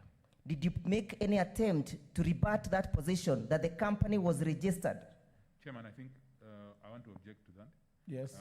Council is obviously fishing for evidence. And it is apparent that whatever evidence they have brought is deficient. And he should be discouraged from that fishing expedition. It is their petition. It is not that anybody knew anything. I'll They're the refer ones you who to the brought this motion, Chair, with your permission. Kindly look at the motion charging Governor Waiguru. You have responded and said that you looked at it, and you are here in her defense. Mr. If we can respond to Mr. Nyamundi's request, huh? I think there is a thin line separating Mr. Otieno as a witness for Governor Anne Waiguru and as a witness summoned by this committee. So I think that is where we are having discrepancies. There's a very thin line. That's why we are trading on a very delicate balance. But we would maybe wish to allow him to complete, and then during your examination, you may want to align things according to your submission. Thank you. I'm glad. Well guided, Chair. Look at the motion, and most importantly, the charge containing that particular file. Do you have the motion with you? Yes, I do. Did you understand the content of the allegations? Yes, I did. Was it alive to you that we alleged that the company was incorporated on December 28th, 2017? That's correct. Did you have a duty of rebutting that preposition? Chairman, again, in respect of that allegation, there's no evidence. And so, why don't you allow me? In respect of that allegation, there is no evidence, and he must stop. And so, don't protect the witness. He is also my witness. I made application for this witness Chairman, to be brought. he was summoned with a specific request to produce specific documents. And he's on cross-examination. And he has the motion with him. Mr. Ndegwa, want to correct something? He is not your witness. We summoned him as a committee to... Well guided. Yes. Withdrawn. So he is not your witness. Be guided accordingly. So, Chair, the witness being the committee's witness to help us meet the objective of Section 33, Council cannot then purport to immune him. Because when I'm then questioning him, I'm questioning him as a witness provided to me by the Senate, not as the governor. And he is here to help the Senate look into the matter. So Council has no ability of objecting when I'm actually cross-examining him. And I know he's a well-grounded practitioner. He knows the rules of cross-examination. Mr. Ndegwa, let's concentrate on the real issue and avoid the sideshows. Huh? Hamfel, sorry, I'm looking at Hamfel Limited. When was that company incorporated?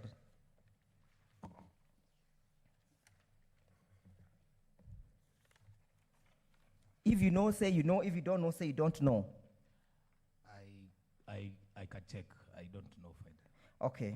Did you provide a professional opinion in respect to that company? Yes, I did. Was it within your power and jurisdiction to confirm all those details? Yes. Did you confirm? Yes, I did. I then put it to you that the company was incorporated on 28th December 2017. What do you say? It was incorporated in 2017. However, it is under the preference and it's an AGPO company. It's an AGPO company. Let's go to the tender. Was that tender a reserved tender or an open tender? Go to the tender document. It was an open tender. It was an open tender, not reserved for AGPO, correct? Correct. So I catch you. Let's move on. Look at the same annexure. Annexure 10I. Annexure 10I. On Annexure 10I, Honorable Senators, I want us to look at page 14 of that annexure. Page 14 of that annexure. What is the recommendation of the evaluation committee? From the foregoing evaluation, the evaluation committee recommends with the number 37, Hamfield Limited, having submitted the lowest responsive evaluated bid, be considered for the award of tender for supply and delivery of assorted UPVC. Yes, of how much? At a total cost of 5,421,000. I'm okay with that. Move on to page 15. Who is the chair of the evaluation committee?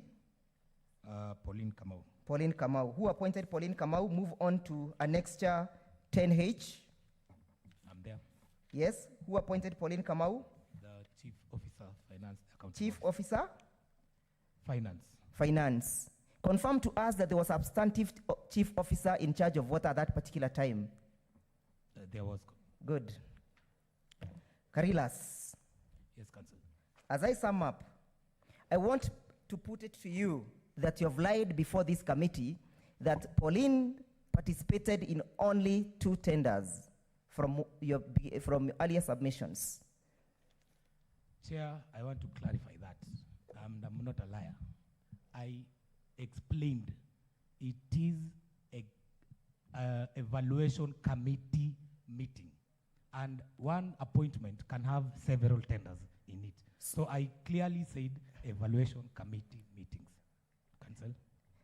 So what exactly are you saying? Are you saying that Pauline did not participate in the 2 tenders as you said, and that our evidence shows you that she participated in several tenders? And that those tenders she participated in are questionable? Chair, through it, Chair, just rephrase your question, Council. Are you rebutting or are you leaving your earlier statement that Pauline participated in several tenders as opposed to your previous proposition? Pauline participated in evaluating several tenders. Oh, marvelous. I take that. Mr. Karilas, I think now your time is up. Chairman, you've been brilliant to me.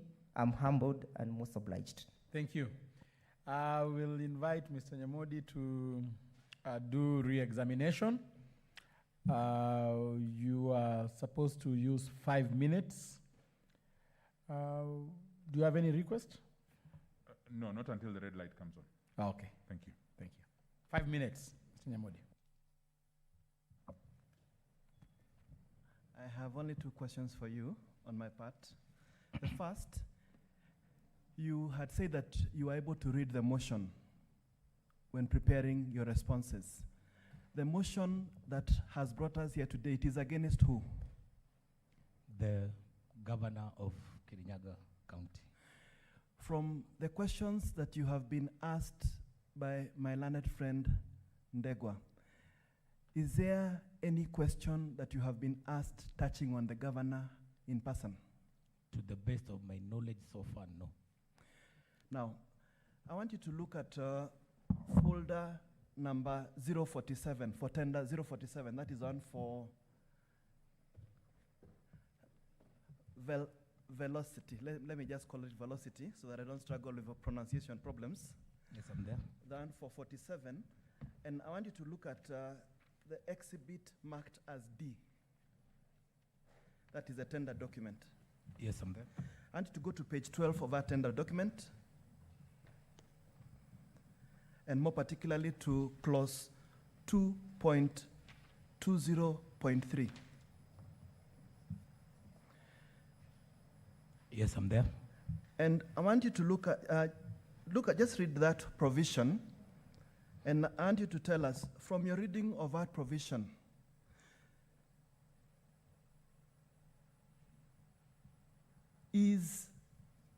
do the errors concerning the typos of the name, do they go to the root of the award of a tender? And are they errors that are curable based on that document? Just that. Chair, I can confirm that the errors made are, to the best of my knowledge so far, immaterial. Because, as I mentioned earlier, that yes, there might be typos, but however, the most important and crucial document, starting from the professional opinion, actually captured that error. So from that provision, there is discretion to overlook those kind of errors, isn't that? To the best of my knowledge, Chair, yes. Based on the tender document itself. Based on the tender document itself. Thank you very much. Karilas, is whether or not you have a current practicing certificate as a procurement professional an issue in the impeachment of Governor Waiguru? Sorry? Just Is whether or not you have a practicing certificate to practice supply chain management or procurement an issue in this impeachment? To the best of my knowledge, I don't think so. Okay. Morning and welcome to Channel 1 News Check. And just moments ago, which is actually a live feed from Waiguru's impeachment hearing, where today she is submitting her evidence to the 11-member committee. Of course, my colleague Ed Kabasa is there. We'll be keeping a keen eye on the same. But that does form the basis or the subject of our discussion today. We're talking about impeachment in counties. And joining me on set is Steve Mogaka. Steve Mogaka is a constitutional lawyer and also a governance expert. Karibu sana. Nashukuru sana. From what you've seen, kindly comment on something, and especially on the evidence. We did see that Waiguru had tons and tons of evidence. Will they be able to sift them within the 2-3 days that they have? Yes, I think Parliament and the Senate have backup staff who are capable of sifting the evidence, and the material required to find a verdict for or against the impeachment is not so much. But I pity the viewers because evidence is the most boring aspect of a trial because it's document after document after document. But they are very necessary, and I'm aware that at the background of what we are watching in this Senate, there are people working, sifting that evidence, and putting them on a weighing scale. So that at the end of the day, they will assist our senators to determine which way the scales of justice will tilt, whether for or against the impeachment. Perhaps you can take us through the impeachment process, and especially for governors. Yeah, the impeachment process starts with a motion at the county assembly, which must be supported by 2/3 of the assembly. That is phase one. And that phase is behind us, and upon impeachment, then the Speaker of the Assembly is required to notify the Speaker of the Senate immediately that there has occurred an impeachment, and that also did happen. And the Speaker of the Senate is required now to call the Assembly sitting to decide how they are going to progress with the hearing of the petition. And that also happened, and the Senate had to decide which way, whether to go plenary or to set up an 11-member committee. That one also happened, and the committee had to meet and appoint or elect a chairman of that committee, select committee, which also happened. And the hearing was set down, and every party was given the charges against them. They were required to file their evidence, and then yesterday and today was now the hearing of the petition, and both parties are there. The assembly has been ably represented, and Governor Waiguru is also ably represented, and I can see the Senate committee is also very attentive. Just as KBC station is also attentive to inform viewers on what is transpiring. On the same, you've talked about the plenary. We have seen former Kiambu County Governor Ferdinand Waititu and Anne Waiguru, the two difference, because one is a House Special Committee, the other was a plenary hearing. Yes, there are two ways. Any which way, it is a committee that deals with any matter that comes before our legislature.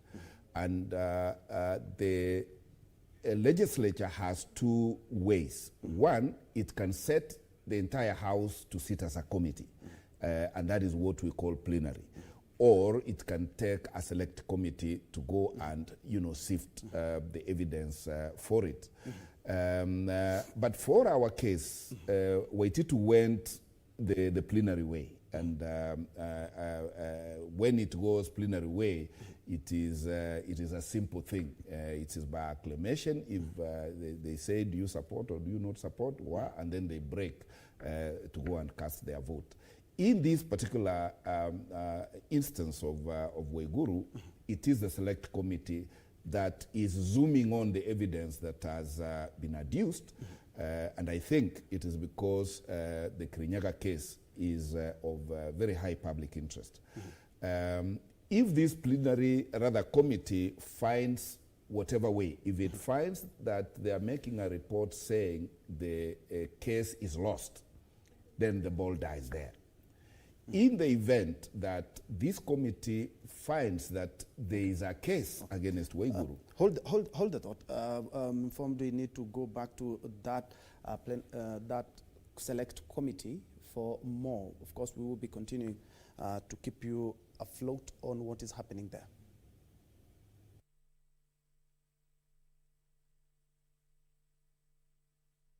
Chair, just for your directions, can in evidence lead a witness in re-examination?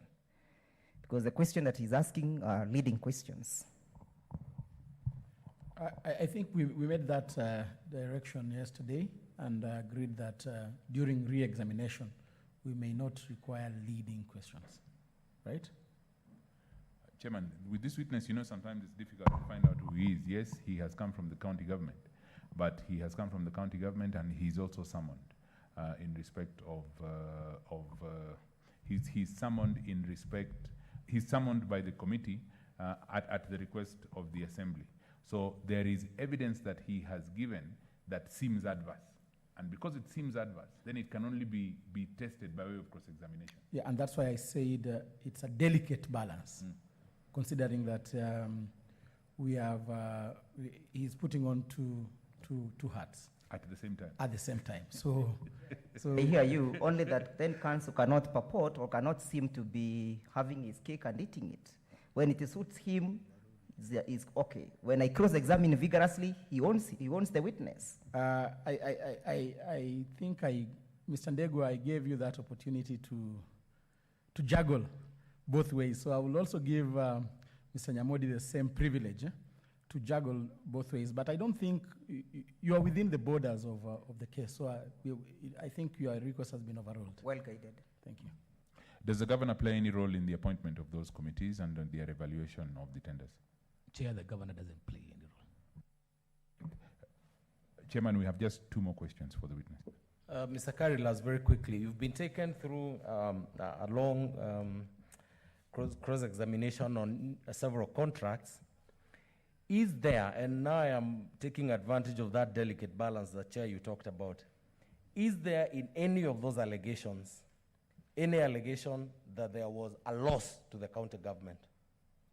Chair, there was no any loss to the county government. Is there any allegation in those contracts, in those questions, that there was failure of performance in any of those contracts?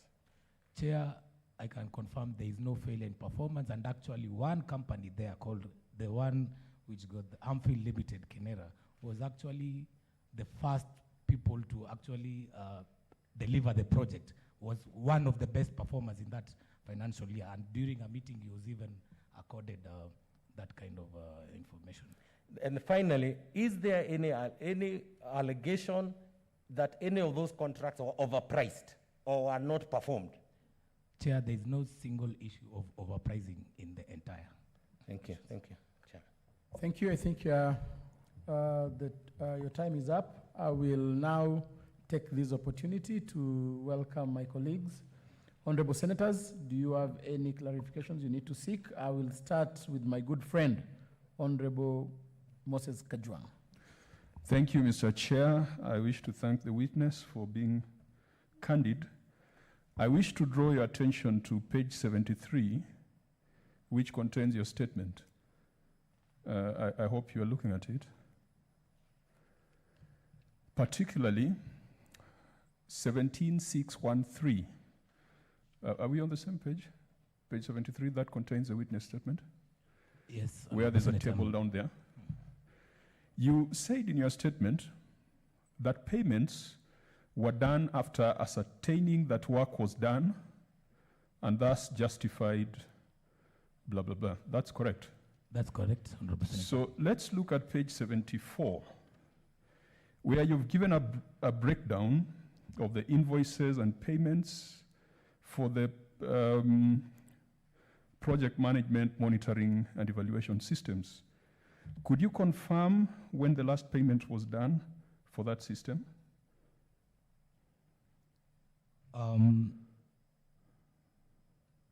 For the system of hospital management. No. The PMS, the project management system. The last payment was done on the 16th, 2018. 16th of August, 2018. That was final payment, full delivery of the project? Yes, that was full delivery of the project. When was the user acceptance test done for the PMS?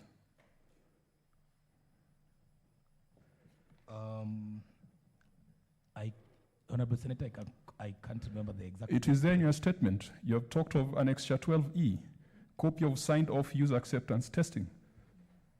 Honorable Senator, if I can get I can on the same page, page 74. On page 73, you've referred to Annexure 12E, even though in your pack, I think it is 12Q.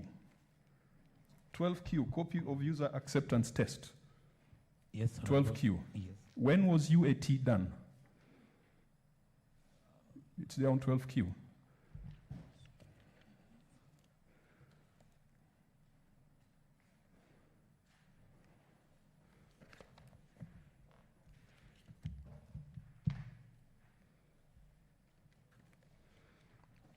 The UAT was signed off on the the 20th October 2018. 20th October 2018. Yet payment in full was done on 16th of August 2018. What comes first, payment in full or UAT? Honorable Senator, UAT comes first. So you paid in full before UAT was signed off for the PMS? Honorable Senator, that's not the case. Maybe. That's the evidence that we have. You have said that payments were done after work was verified, after the UAT. You have attached the UAT certificate, which comes a month or so after payment was done in full. Takes me back to the question by Wakili Kamodho. Would this then bring about a case of loss of public funds? If you're paying in full before you have gotten certification of the work? Honorable Senator, in that scenario, yes. Okay, back to the hospital management system.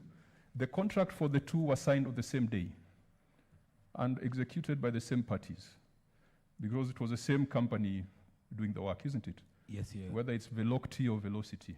Yes, Honorable But Senator. the two were signed on the same day. Yes, Honorable Senator. When was UAT done for the hospital management system? The UAT for outpatient module? It's there on page 73, you've listed it.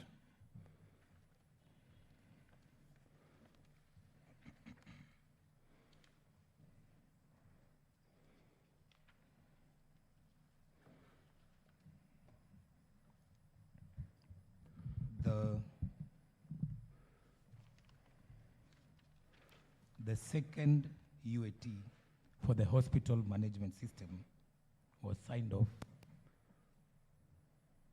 on 5th December 2018. How many months down the line?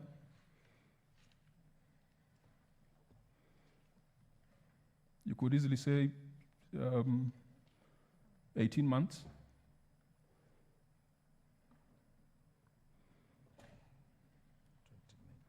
Yes, so to say. There was a witness who said that the hospital management software does not exist.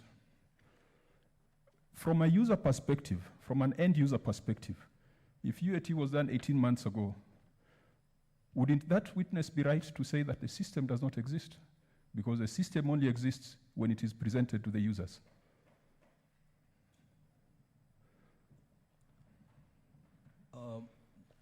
Honorable Senator, the system actually does exist, and it is still ongoing for the implementation. 18 months later, you've done UAT, the first UAT, then 18 months you've kept it in the cooler. And so when the assembly says that the system does not exist, how would they know which compartment of the cooler that system has been kept? Honorable Senator, if I can respond to that, I think the issue which is coming out is there was a delay, a substantial delay of around 18, so to say, months. Could it be, going back to Wakili Kamotho's question, that there was failure in performance? No, Honorable Senator. There was no failure in performance? There was no failure in performance. If UAT has been going on for 18 months? I can confirm that the process of customization is the one which took quite a bit of time. Because if you look at that process, we also faced at a particular time when we had issues with the Korigua Hospital, among others, the doctor strike. And the okay, so there are various reasons. There are various reasons. And what percentage has been paid for the hospital management system?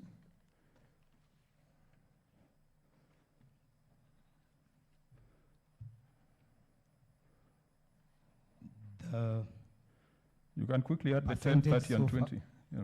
Sorry. It's on page 73. Is 60%. So 60% paid, 18 months later, system has not been delivered.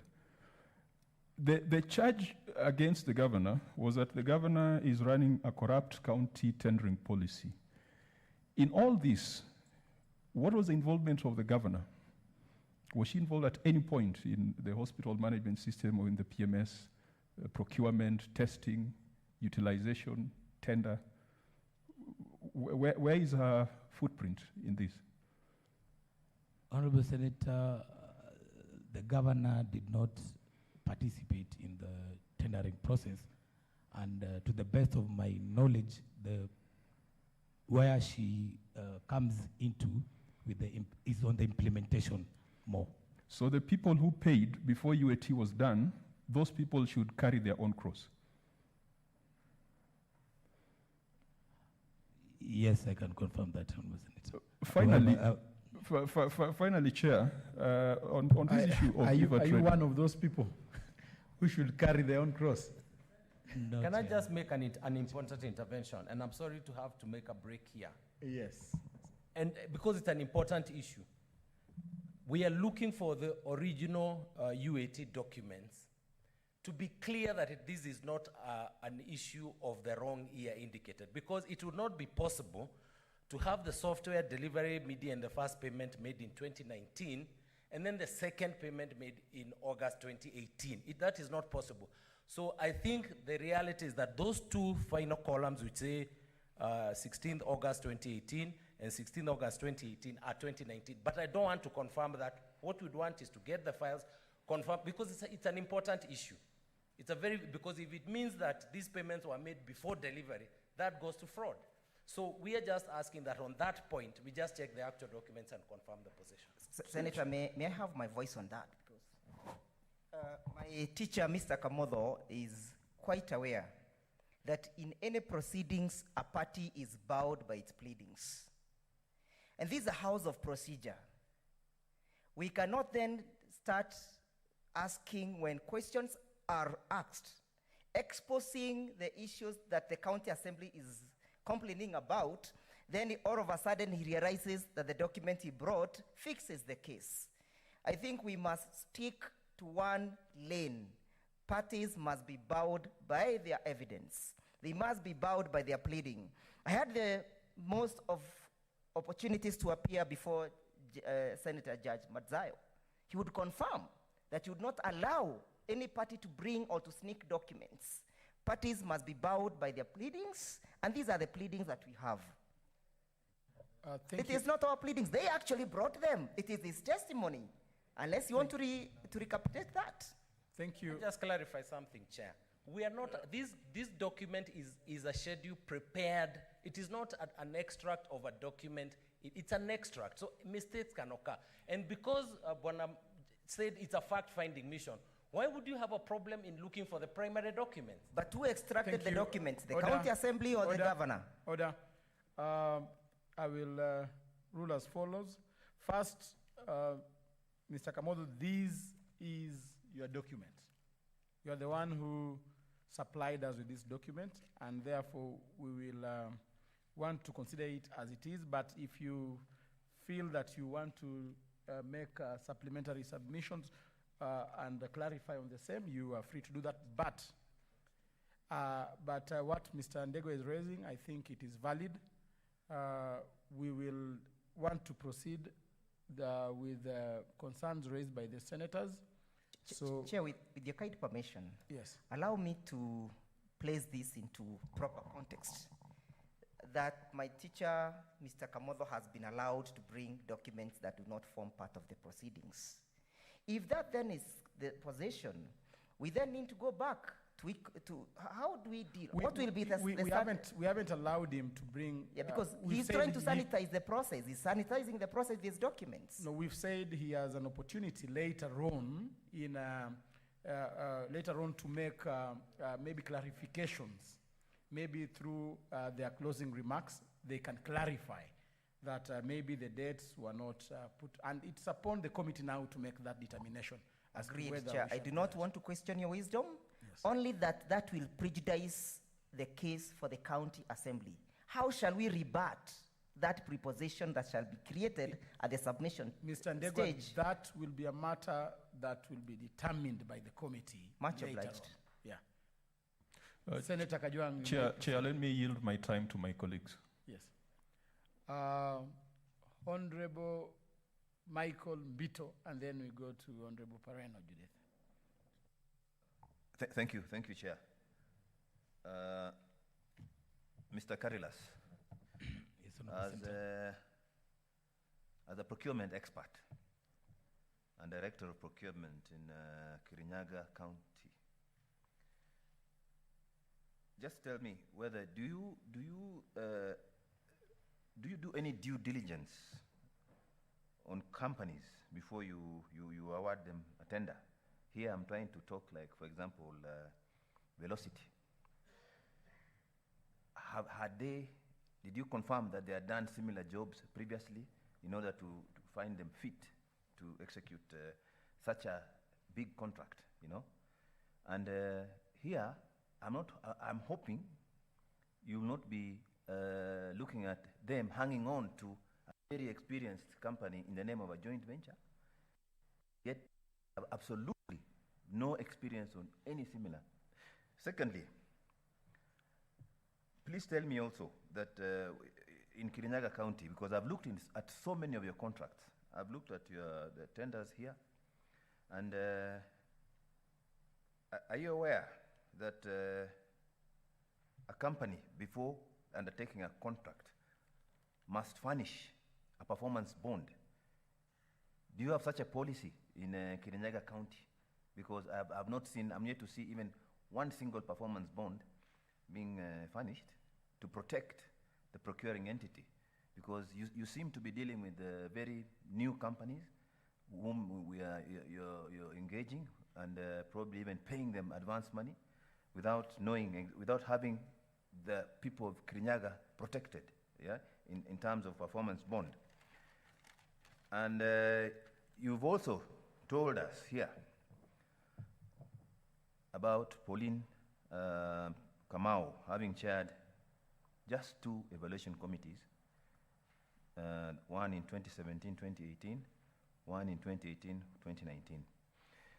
What is the procedure? When somebody is appointed to chair an evaluation committee, there's an appointment letter. How come I've seen so many appointment letters, so many letters appointing Pauline into various committees, yet it is your statement that she has only sat in 2 evaluation committees? Please explain that to us. And finally, you have said that you do not have a practicing certificate. Please tell us why you don't have that certificate. Is there anything that has stopped you from having that practicing certificate in procurement? And secondly, without that certificate, can you sign a professional opinion? Are you allowed to sign a professional opinion? Those are my questions, Chair. Thank you.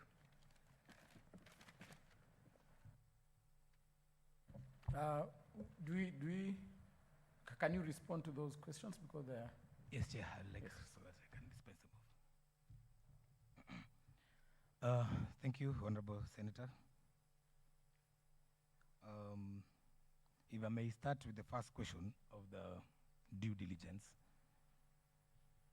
Yes, I can confirm to this committee we do undertake due diligence before we go to award contracts. However, due diligence sometimes take different forms. We can do it from the office for actual visit to the premises of the bidder who is recommended for the award. And in this particular tender in question, I can confirm to this committee I did the due diligence in actually 2 forms. The first one is through the demonstration which was held at the county headquarters, where all the bidders who had proceeded to the financial evaluation stage were given an opportunity to come and present to the county government first their company and their relevant experiences, and to confirm that the proposals they had submitted actually reflect the true position of the same. And thereafter, they were subjected to presentation of the software that they intend to deliver to the county government. So, Chair, I can confirm as a procurement professional, I took this initiative to get facts that before award, this company is actually going to undertake the said contract and effectively. So to the best of my knowledge, the company, the software, the developer is actually Velocity, and having done quite a number of, I think 3 softwares, but I can confirm to various institutes of the same magnitude or capacity at the county government. So I can confirm due diligence was duly undertaken. On the issue of the performance bond, I can confer to this honorable committee that we do request for performance bond before signing of the contracts. However, not all tenders have performance bond as a requirement. It depends with the scope and the magnitude of the work. And I can confirm, as county government of Kirinyaga, we usually take performance bond, and we have a whole file where we keep all the performance bond. 100%. You have not shown us even one performance bond for these tenders that are being challenged by the county assembly. Can you show us even one for these tenders? Chair, since they are domiciled in one file, I can avail one performance bond if given the time. Okay, Senate, did you respond on the issue of the meetings? On the last issue Honorable Michael raised? Kamau and your professional license. Yes. On Pauline Kamau, Honorable Senator, I just wish to reiterate what I said earlier, that these were based on appointment on evaluation committee meetings, where one appointment had several tenders in place. So I can confirm the reason why I had indicated as one, it means that it is one appointment letter, and if you can look across on the columns, it has the reference numbers. If you go to that particular appointment letter, you will clearly see all the tenders that particular committee was supposed to deliberate on. And the shape that we take our appointment letters is, as you have seen, everyone is listed there, but to save on paper and be economical on consumables, we usually put one letter and then just tick the relevant person, and it's delivered to that person so that it forms as a formal appointment letter. Do you have a practicing license? Currently, my practicing license is being validated at the Kenya Institute of Management, and I can give a reason to this as follows. I just saw the issue of the having procurement professionals having mandatory practicing certificate. To the best of my knowledge, to put on a year, it was last year. It's when it came. So everyone, including me, most professionals and including me, we took the initiative to apply for it. And I can give evidence of documents and receipts of money paid way back 6 months ago to kiss him for the said certificate. So the reason why it took some time is that I was still undergoing some qualifications, and I thought it will hold more weight if I had submitted this application together. But in between, I had paid, and I was in contact with Kissim, and truly I told them to hold on until I had some more so that I can get the certificate. Well done. Senator. So without a license, you can sign an opinion? Without a license, I cannot sign an opinion, and once this came effective, my deputy also applied, and currently she's the one who signs until I get mine, Honorable Chair. Okay, Senator Pareno, then Senator Shiro. Yeah, thank you, Chair. Just a few issues for clarification. There was an allegation yesterday, and I'm happy that you were in attendance, that Wayne Gishira and Pauline Kamau kind of directly under the governor's office as personal almost staff, and that they are not supposed to be involved in things like tendering. That is one allegation that was one of the submissions by one of the witnesses. I wanted to hear from you, being the director procurement, whether it is normal for them to whether it's allowed, because there was an indication that they are not allowed, being they are supposed to report to chief of staff, who chief of staff reports directly to governor, and we want to know whether they are allowed to now deal with tenders. That is one. Then the other one is a concern on this same Paul in Kamau. You have, when we were going through the documents and the files, Pauline Kamau chaired tenders and evaluation committees that dealt with waterworks for South Ngariama. Pauline Kamau chaired the one of Kagio Matatu parking works. Pauline Kamau chaired the one of assorted UPVC pipes of Kerera Water Project, that is Hamfill, and many others. Now, do you consider this, because this to me are different sittings. It's like it was not one sitting and you went through all this. They are different sitting, different days. And I don't know whether you consider this to be contradicting your position, which you gave us earlier in your statement, that actually Pauline Kamau only chaired one in 2018 and another one in 2019. So I want to hear whether that is a contradiction or you have something to say about that. Then finally, Chair, on this velocity and velocity, it is even becoming more complicated now, because I have seen your statement, and I want you to look at your statement, page 38. From page 38 of this document that contains your statement, are you there?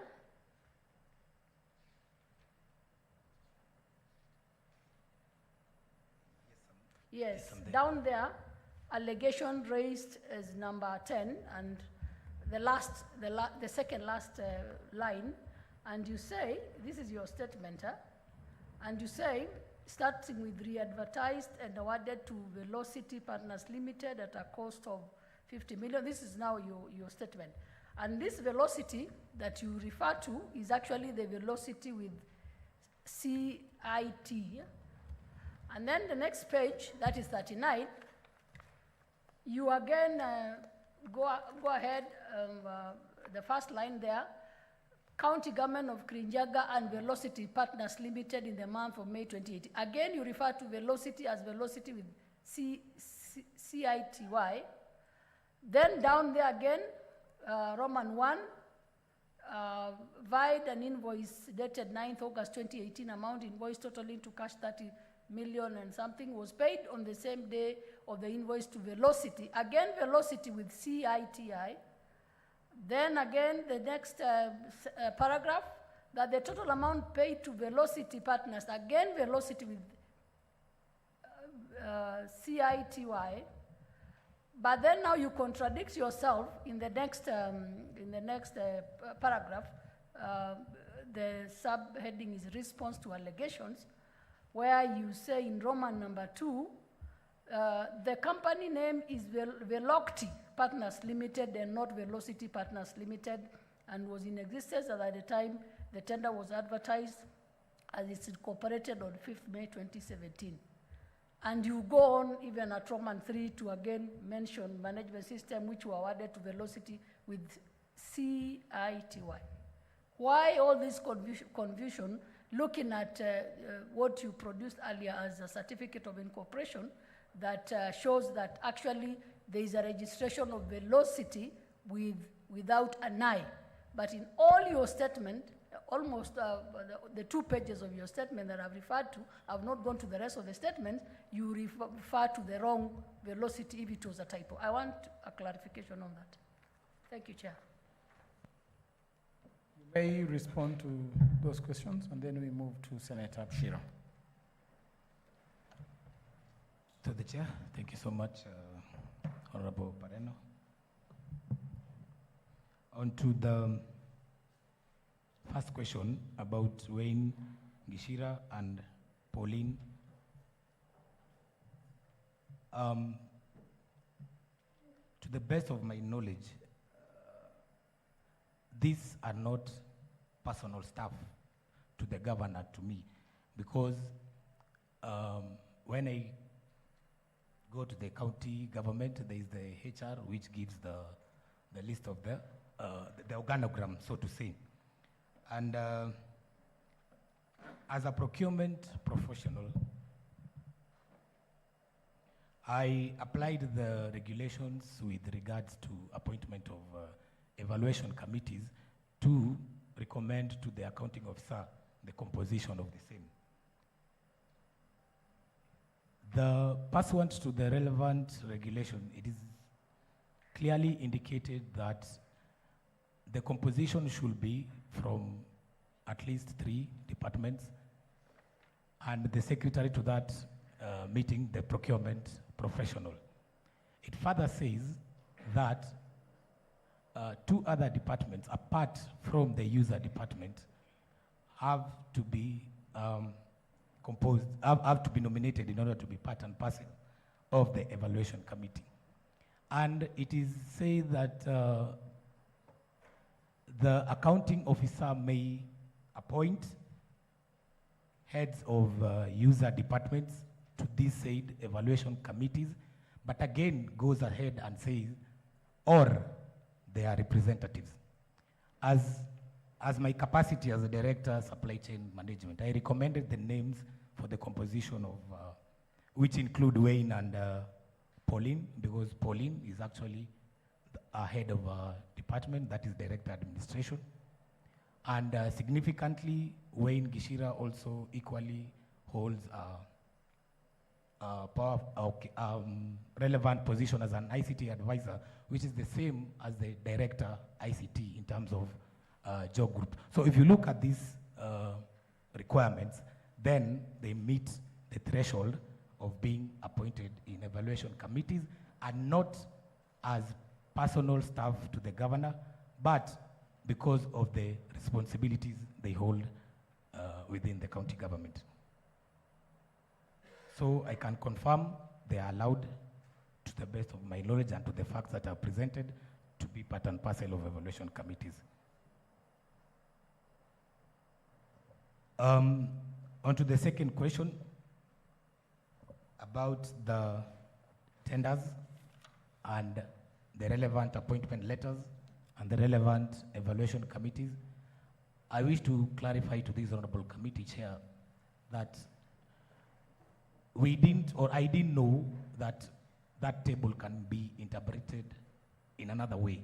But so far what I meant by that table is, if you look at the farthest end of the column, it has a reference number. That reference number is a reference number to an appointment letter. That appointment letter has several tenders to evaluate, which includes the tenders you mentioned, Honorable Senator. So yes, the tenders are undertaken one by one, but we had one appointment letter, and also I wish to draw you back to my previous justification that this particular financial year, we had to really think outside the box and ensure that public money is spent wisely and within the law, and that by the end of the financial year, we should show the people of the people of Kirinyaga that we didn't return money. So we had one appointment letter having several evaluation committees. However, they were done separately. On the issue of velocity and velocity, as Honorable Senator has put it across, I wish to respond as follows also. I want to admit that there is that typo still reflected there, but to just justify why, or probably the reason why it is there, so that within the relevant provision we can seek leniency or something else. It is that the document was drawn by our legal team, and probably they might have also captured that error, but I can confirm, Chair, to this honorable committee, that is something which we overlooked, probably because of the time and the volumes of document.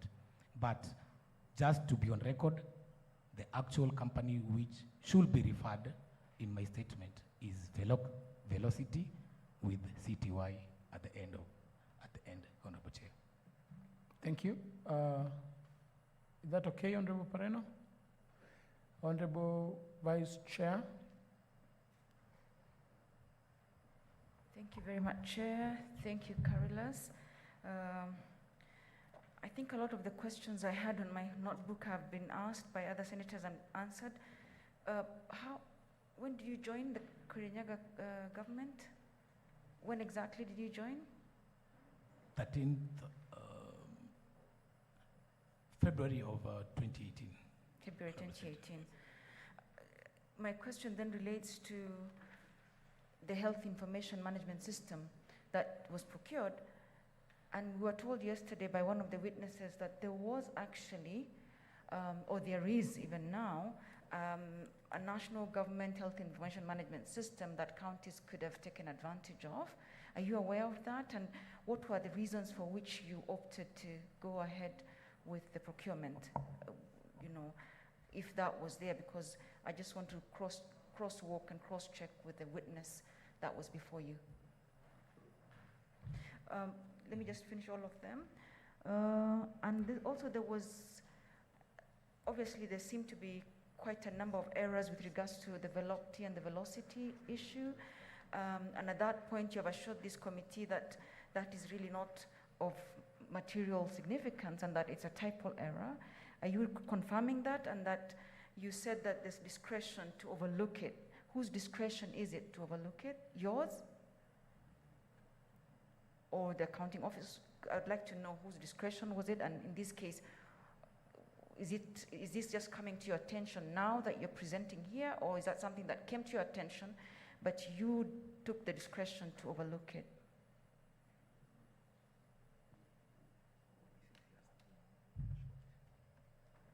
To the Chair, thank you, Honorable Vice Chair. On to the first question about the National Hospital Management System. As a capacity of the Director of Supply Chain Management, I have the responsibility to also, for lack of a better word, do due diligence on requisitions from user departments. So this was one clear example of the same. There was the budget which was passed, approved budget. There was a requisition emanating from the Chief Officer, Health, at that particular time. So what I did, since it was in the media and it was in public domain, that the national government had an intention of implementing a national hospital management system which is supposed to be deployed to the various counties. When I went to further get the details with regards to that particular information, at that particular time, the information I got is so far was that the software itself, it was still in the initial stage. It was like an idea supposedly supposed to be deployed, and we had a need at the county for a hospital management system. So we just agreed that in case even national comes with the software, we had indicated to the service provider that it should be able to be readily to integrate with the national system, if in case, or any other system, so to say. So that's why I took the responsibility to proceed on with the procurement of the same system. On number two, Honorable Chair and the rest of the Honorable Committee, I wish to regret the fact that the velocity with an I and velocity with an Y is emanating to become an issue. But as a professional and a professional with high integrity, let me make it clear, and it can be on the record, that the correct company is Velocity with CTY. And I didn't overlook it. The mention of material was whether that issue, when I realized it at the professional opinion stage, warranted me to cancel the entire tender and restart. So I looked at it as material, and I confirmed earlier through the chair that that was corrected by the very relevant, pertinent documents, which are the award, the acceptance, and the contract document. However, I wish to reiterate, I apologize on behalf of the rest, even on the statement, the I is still there, but I regret it. But I confirm it's still CTY Chair. Thank you. Honorable members, we are remaining with exactly 15 minutes. So I'll accept only one question per person because we need to prepare this chamber for the afternoon session. So I'll go Chair, could I propose humbly through you, because we as senators have taken quite substantial time, that when you're counting the time for the governor's defense, you find a way of making good the long time we have taken, so that we don't, we don't put them at a disadvantage, but it also allows senators to probe the particulars of the allegations. Well advised, Honorable Kajwang. That is well considered. Honorable Mpae.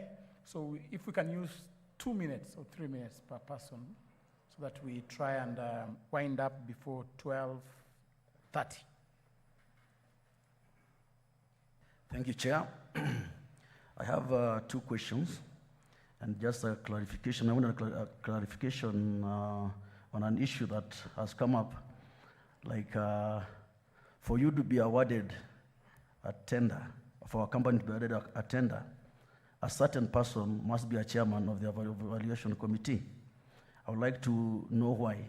The second one is, you being the director of supply chain management, do you agree that there are procurement flows? And the final one is, a question that was raised yesterday by my friend Kajwang on conflict of interest. We noted that a brother to the Chief Officer, Finance, Mugondadi, was or have been awarded contracts. Could it be what the Assembly was saying, like conflict of interest? And if yes, what action has the governor taken on the issue to ensure that the officers in her government are not doing business in the government they serve? Thank you. I will take Senator Lloyd Tip question, then you'll answer collectively. Okay, thank you so much, Chair. And also thank you, Mr. Joseph Karilas Otieno, who happens to be the Director of Supply and Chain Management. I've heard you briefly speaking about your responsibility as the head of Supply and Chain Management, who oversees the entire disposal. True or false? True. And definitely in your professional, you know the Public Procurement and Asset Disposal Act, right? True. If I read it for you quickly, due to the constraint of time, in section 66, it's on Public Procurement and Asset Disposal Act, it states, corrupt, coercive, obstructive, or collusive, or fraudulent practices, conflict of interest.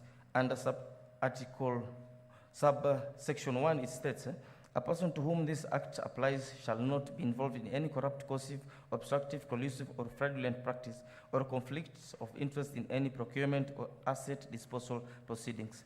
Subsection 8, it states, for the purposes of this section, a person has a conflict of interest with respect to a procurement if the person or relative of the person, -A, seeks or has a direct or indirect pecuniary interest in other persons who seeks or contrary of the procurement. Lastly, B, owns or has a right in any property or has a direct or indirect pecuniary interest that results in the private interest of the person conflicting with his duties with the respect to the procurement. My question is, are you aware of a chief officer known as Joseph Ndadi Gichobi, who happens to be a brother to Edwin Gichobi Ndadi? My question is Pauline Kamau and Edwin Gichobi Ndadi business associate and political associate? Thank you so much.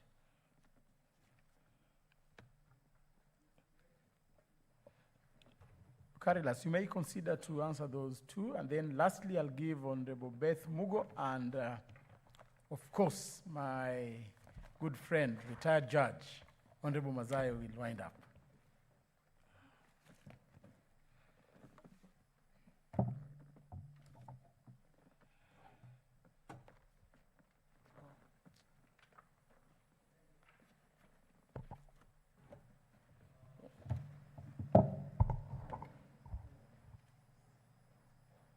may proceed.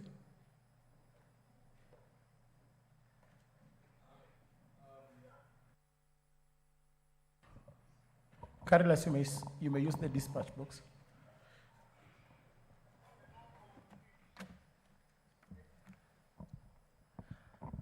Through the chair, Honorable Senator, if I got your question right, that certain persons seem to chair evaluation committees. Through the chair, I didn't get it correctly, so. My question was, when a chair, for someone to be awarded a tender, a certain person, maybe Pauline, must be a chair of that evaluation committee for a certain company to be awarded a tender. That was my question. Thank you so much, Honorable Senator. According to my practice, we don't pick or we don't recommend or consult on chairpersons by who they know, how well they know me or whoever, but with the relevant qualification with regards to that particular tender. So with regards to this financial year, you may see that Pauline Kamau and Wayne Gishira actually chaired quite a number of evaluation committees. But again, I want to refer back to my earlier justification. Remember, this particular financial year, most of the procurement started in February. So definitely we had to, within the law, ensure that procurement is done timely. So that is why you can see Gishira having quite a number of tenders to evaluate, chairing, that is, and Pauline on the same. But it was never appointed on favorism or who knows what. Make your responses brief, kindly. Okay. On to the second question on public procurement flaws, as I said earlier, I hold a lot of integrity. I don't allow such, and so I confirm there's no flaws in county government of Kirinyaga. And the issue of the conflict of interest, again, just for justification purposes, I refer you to the year 2017-2018, where I joined in February 2018. It was very hard for me to know even who is who. So I knew Pauline Kamau as a director of administration and Wayne Gishira as ICT advisor. Good. On to the other one, Honorable Senator. On Chair, the part B of the question he has not answered. Okay. On what action has the governor taken to ensure that the officers in our government are not doing business in the government they serve?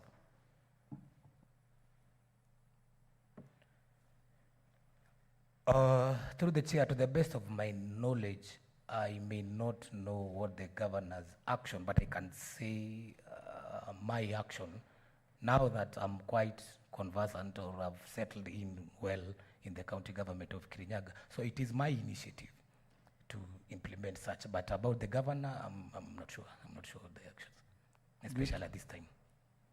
That's okay. On to the next one is on section 66, Honorable Senator.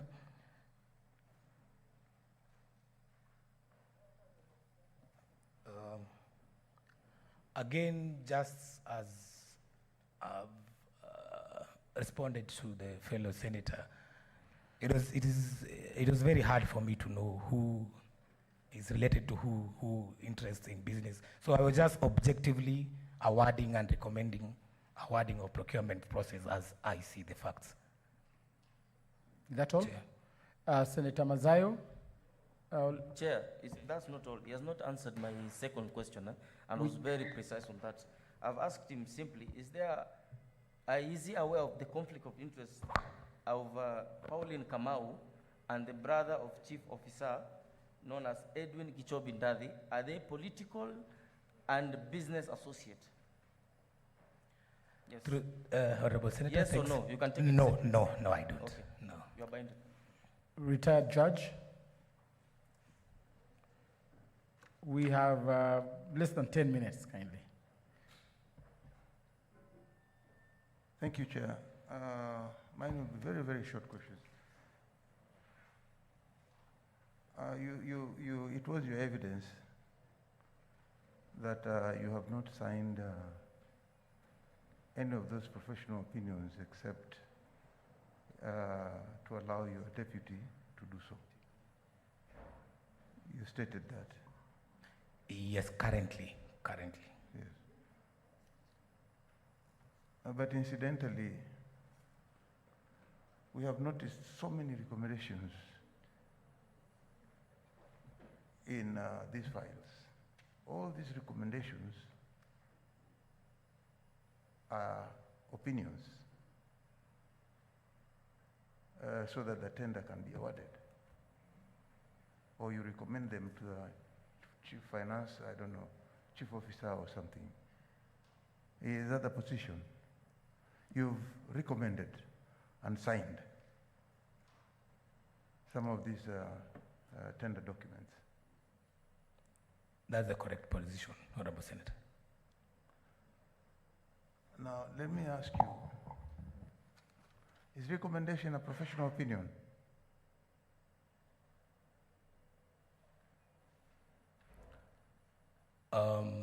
To the best of my knowledge, yes. Okay. And finally, every society, every profession has its own society, like the Law Society of Kenya. I believe all the very senior counsels sitting behind you belong to the Law Society of Kenya. You stated that for some reason or another, you're still getting your papers and you have paid for your practicing certificate, but you've told them to wait a bit so that you can finish up tying up your papers. Is that the position? That is the position, Honorable Senator, but I may wish to clarify more. Have you paid the amount required or stipulated in your society for you to acquire a practicing certificate? Honorable Senator, yes, I did pay the required amount to the professional body. Is it possible for you to ask the society to stop issuing, wait a bit, I finish up my certain subjects, so that once I'm through, I get those papers, I come back to you? Would I do the same when I go to my society, like the Law Society of Kenya? Is it possible for you to stop the society from issuing after you have paid? I would even demand that I get that practicing certificate. If they're delaying it, I would ask them, why are you delaying? And I've paid. Why have you've told them to wait, to hang on after you've paid? And this year is running now, we are running June. June is almost over, we're getting to July. You're still making recommendations.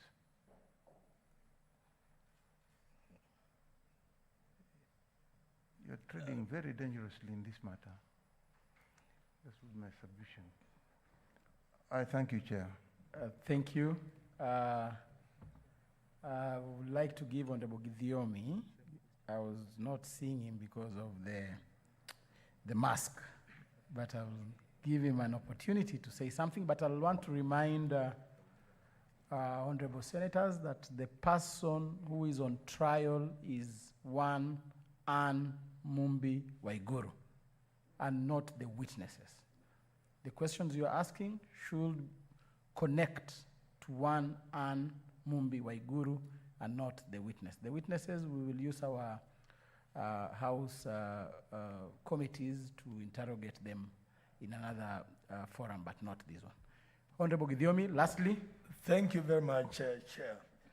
Chair, I have a problem with TEDA 046 and TEDA 047. The information we have is that the TEDAs were supposed to be awarded to those who had registered their companies 5 years before, or even more than 5 years before. But it is clear here that the TEDAs were awarded to Velocity.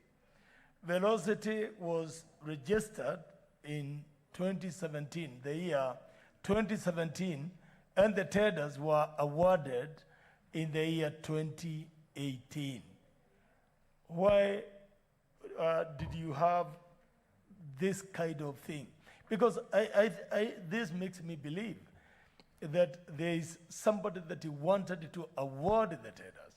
And that is why you could not even remember that this company had only been registered a year earlier, not 5 years and more.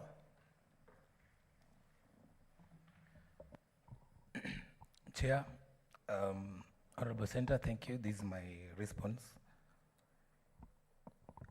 As I said earlier, this tender, and particularly Velocity, had bidded both tenders as a joint venture. And the joint venture they entered was with COM21, which is incorporated in the year 2000. So for purposes of such tenders, or so to say implementation, we usually encourage teaming, just in case we get to improve the qualification and the experience, because we are dealing with the software. So the two heads are better, the more the merrier, but within the qualification. So I can respond that I duly recommended the award for this particular tender on the basis that it was it was bidded as a joint venture. So was the award, did you award as a joint venture or individually as Velocity? Chair, I awarded individually as Velocity because one of the clauses in the agreement is written that Velocity will be the contractual, main contractual and lead partner. So while considering the prerequisites of the tender, you used the qualifications of a joint venture, but at the point of awarding, you separated it and awarded it as an individual company, right? Right, Chair. Okay. Chair, I really I cannot settle for that answer because it's so clear.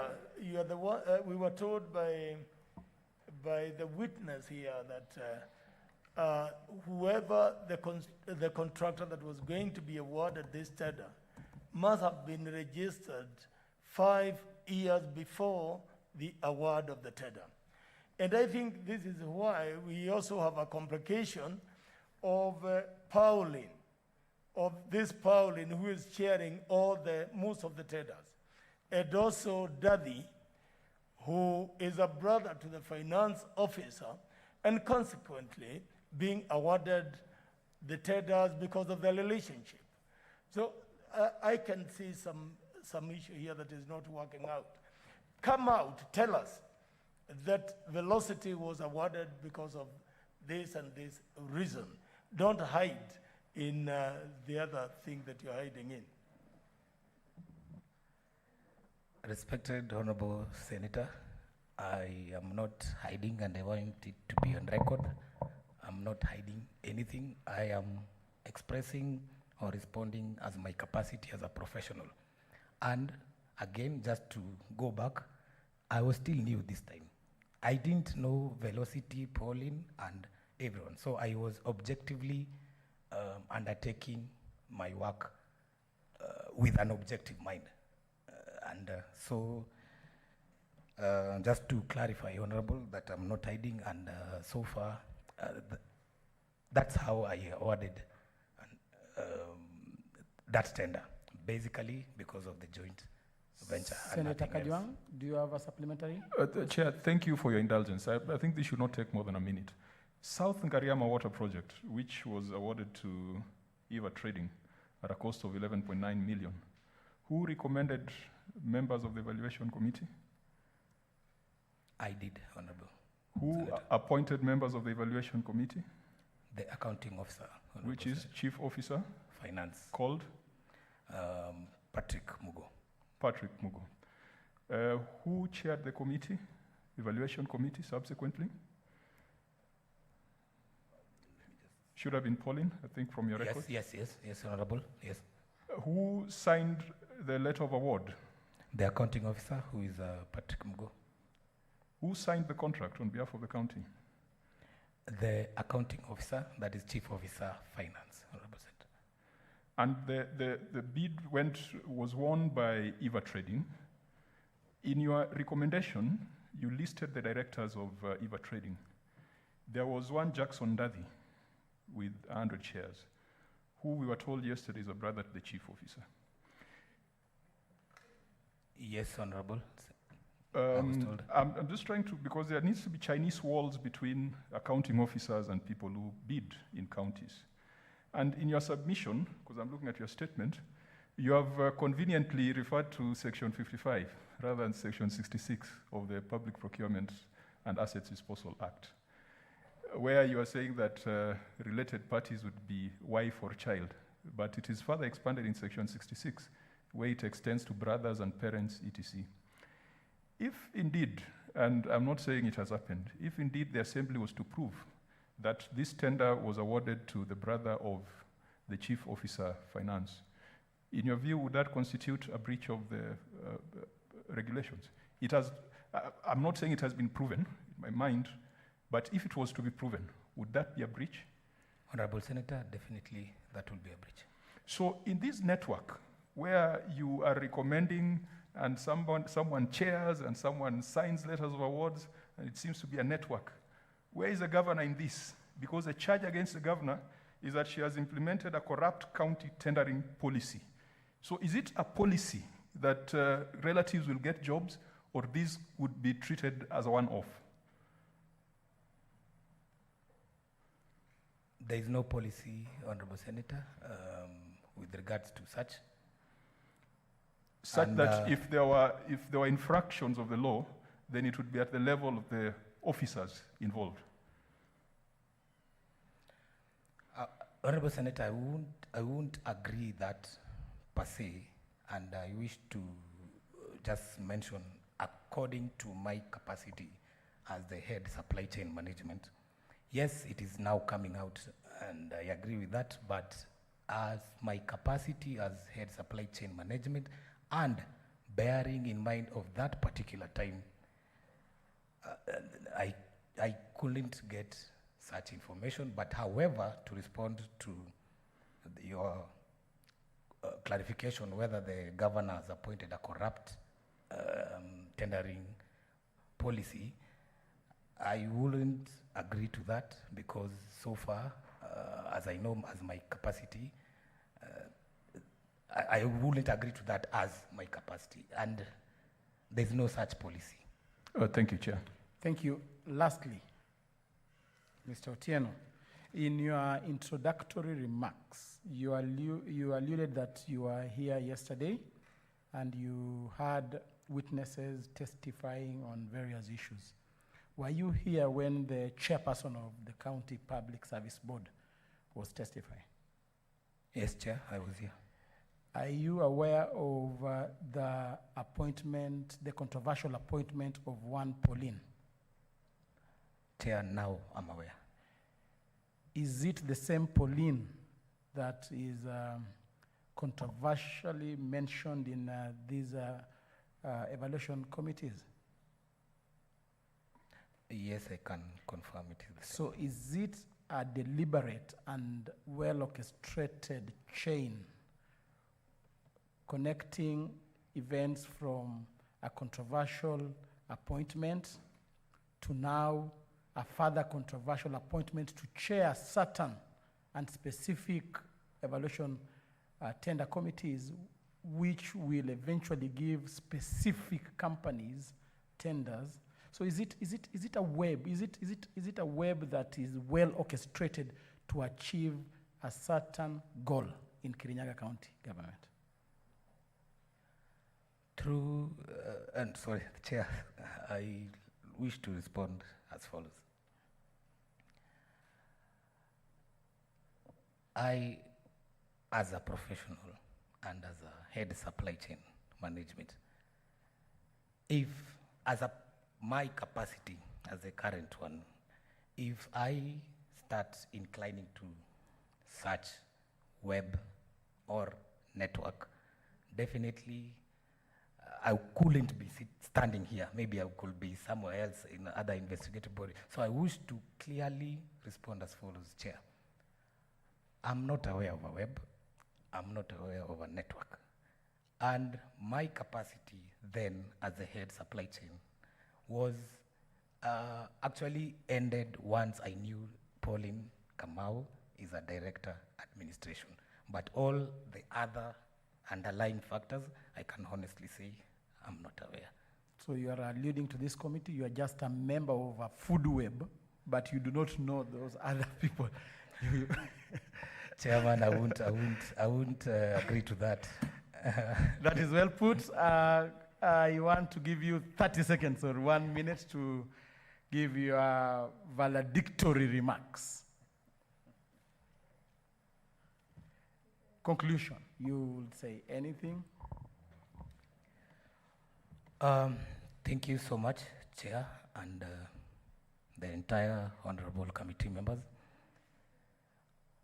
I wish to conclude as follows, that number one, all the information I have said and I have submitted, they are truth and nothing than the truth.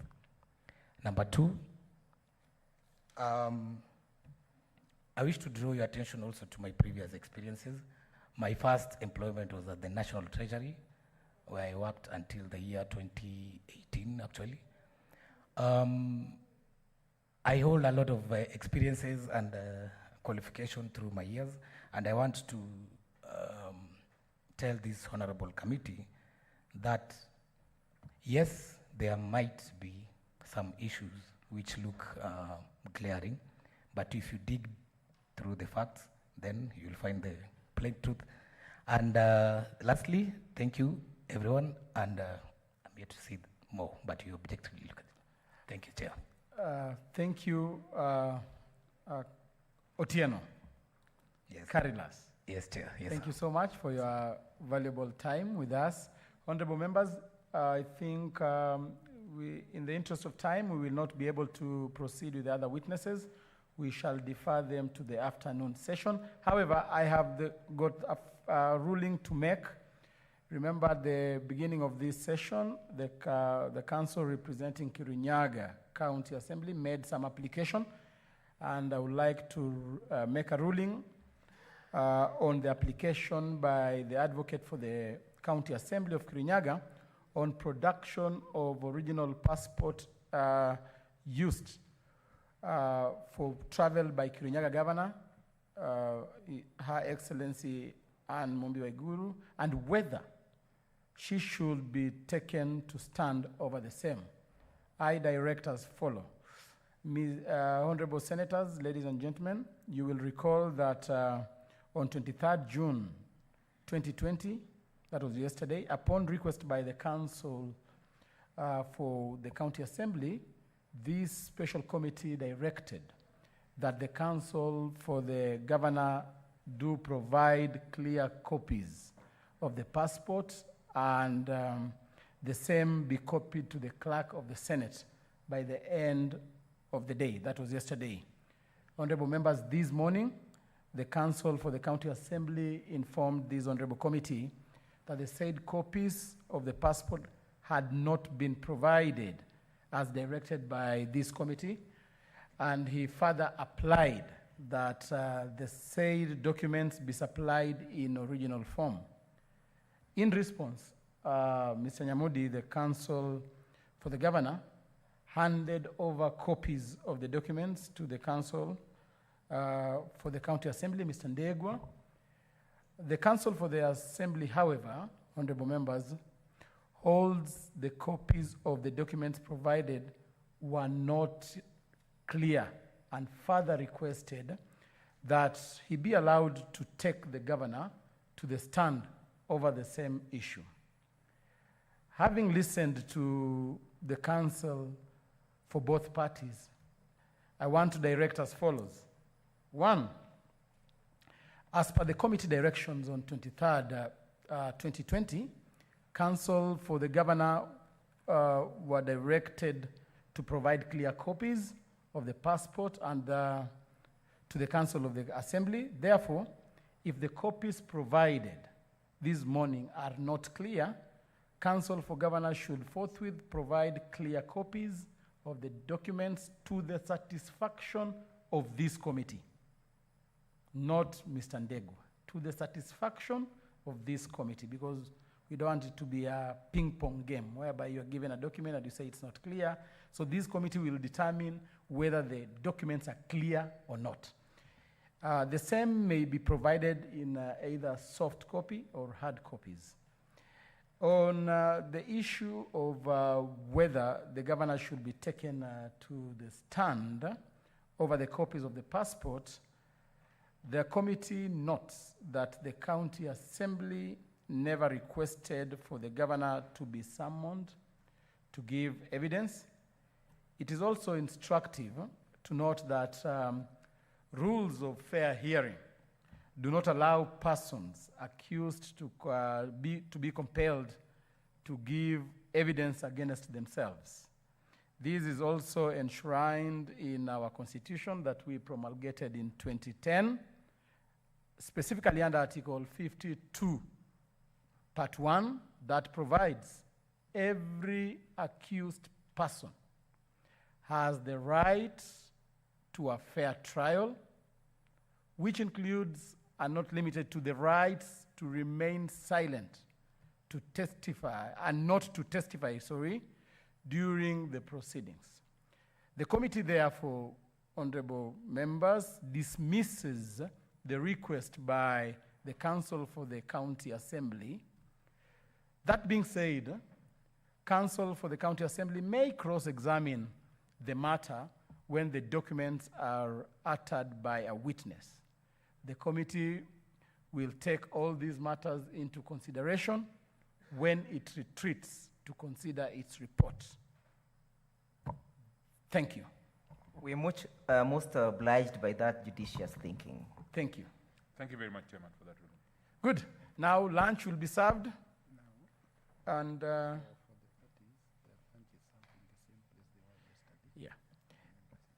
lunch will be served for both parties where you've been having your holding rooms yesterday, yeah, in the county hall.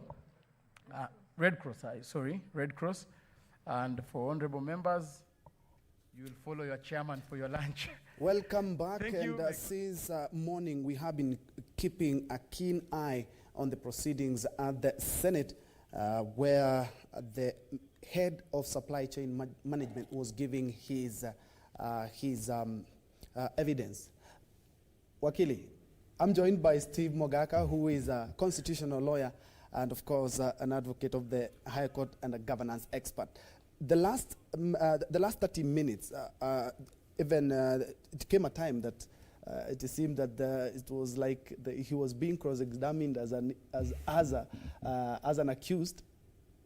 Yeah, because when you take to a witness box, of course, once you have tendered your evidence, the other parties have every reason and every opportunity to tear you into pieces, to tear into your evidence, and even try to erode your credibility as a witness. So what we have seen is an attempt by the questioners to try and paint the witness as one who is not credible, one who is not qualified, because you had a question of a practicing certificate or working license becoming an issue, because that is a very basic thing before you undertake a professional undertaking.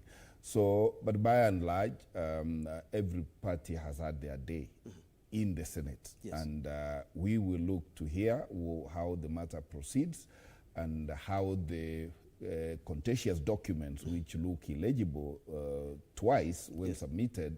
And I wondered why the chair did not require that the original documents be brought, tendered, because if twice we have got documents whose view is blurred, then one would have thought that either the witness comes themselves, which of course Article 52 has protected her from being called to testify, but at least at the bare minimum, one would have expected the original documents to be required to be produced. Also, Mr. Otieno, the head of supply chain management, was at pains to explain how payments were made before proper documentation was done. In addition to that, there has been they have been talking about how relatives used their companies to be awarded tenders. Oh, sure. In the previous jurisprudence relating to this matter, the Senate has indeed held that the buck stops with the CEO of the county, and that is the chief executive. And that is why some county governors have had to be arraigned before court, yet they are not authorized signatories in all these functional activities. So it will be curious how the committee pronounces itself, because I saw certain senators trying to point evidence towards that this was a technical area away and beyond the reach of governor. Where was governor involved in particular in these transactions?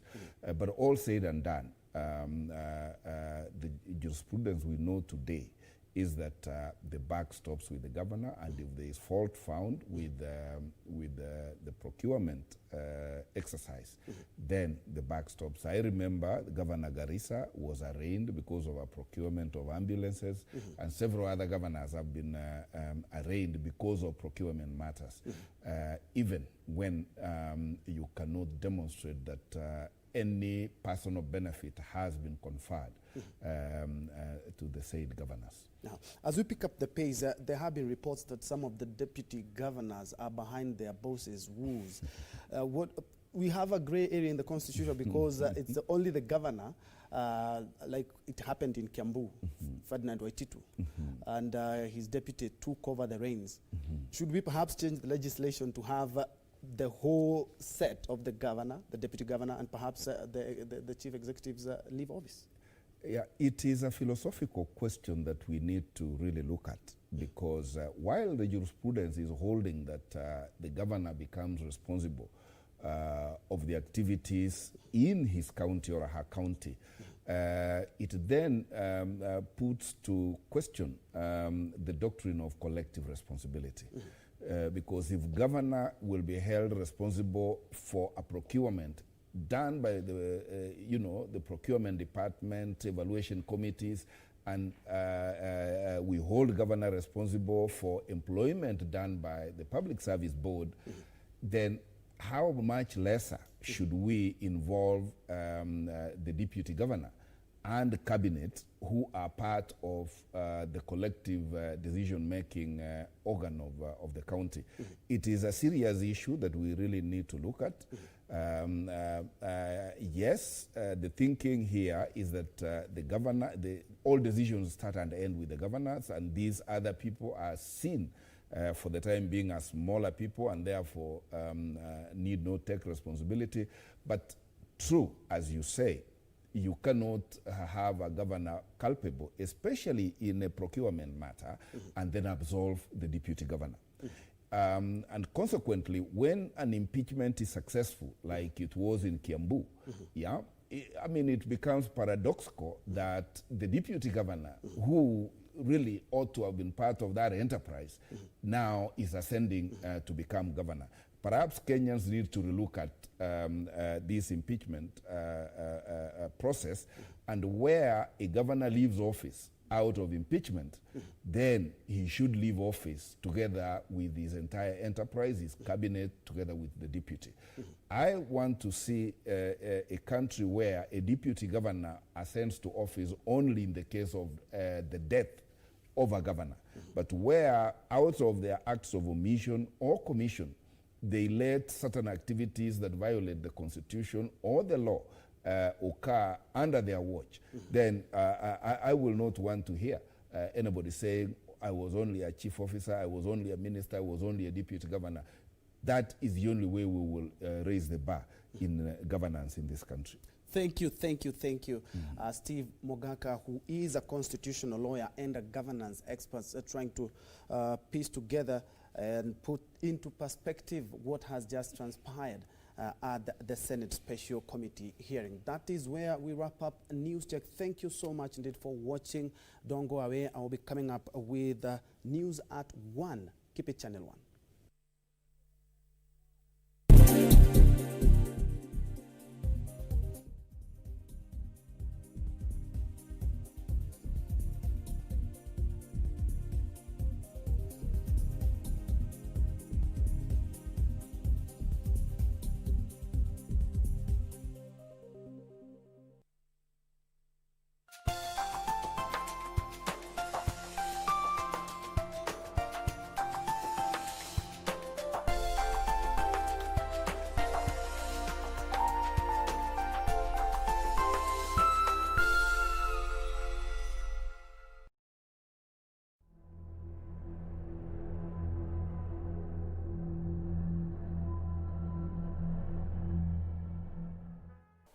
I greet you all in the name of Jesus Christ. I'm Pastor Lazarus Karega from Worldwide Gospel Church, Nairobi, Jiro, Sub-County, Kangudo Road, serving under Bishop Stephen Gekeru.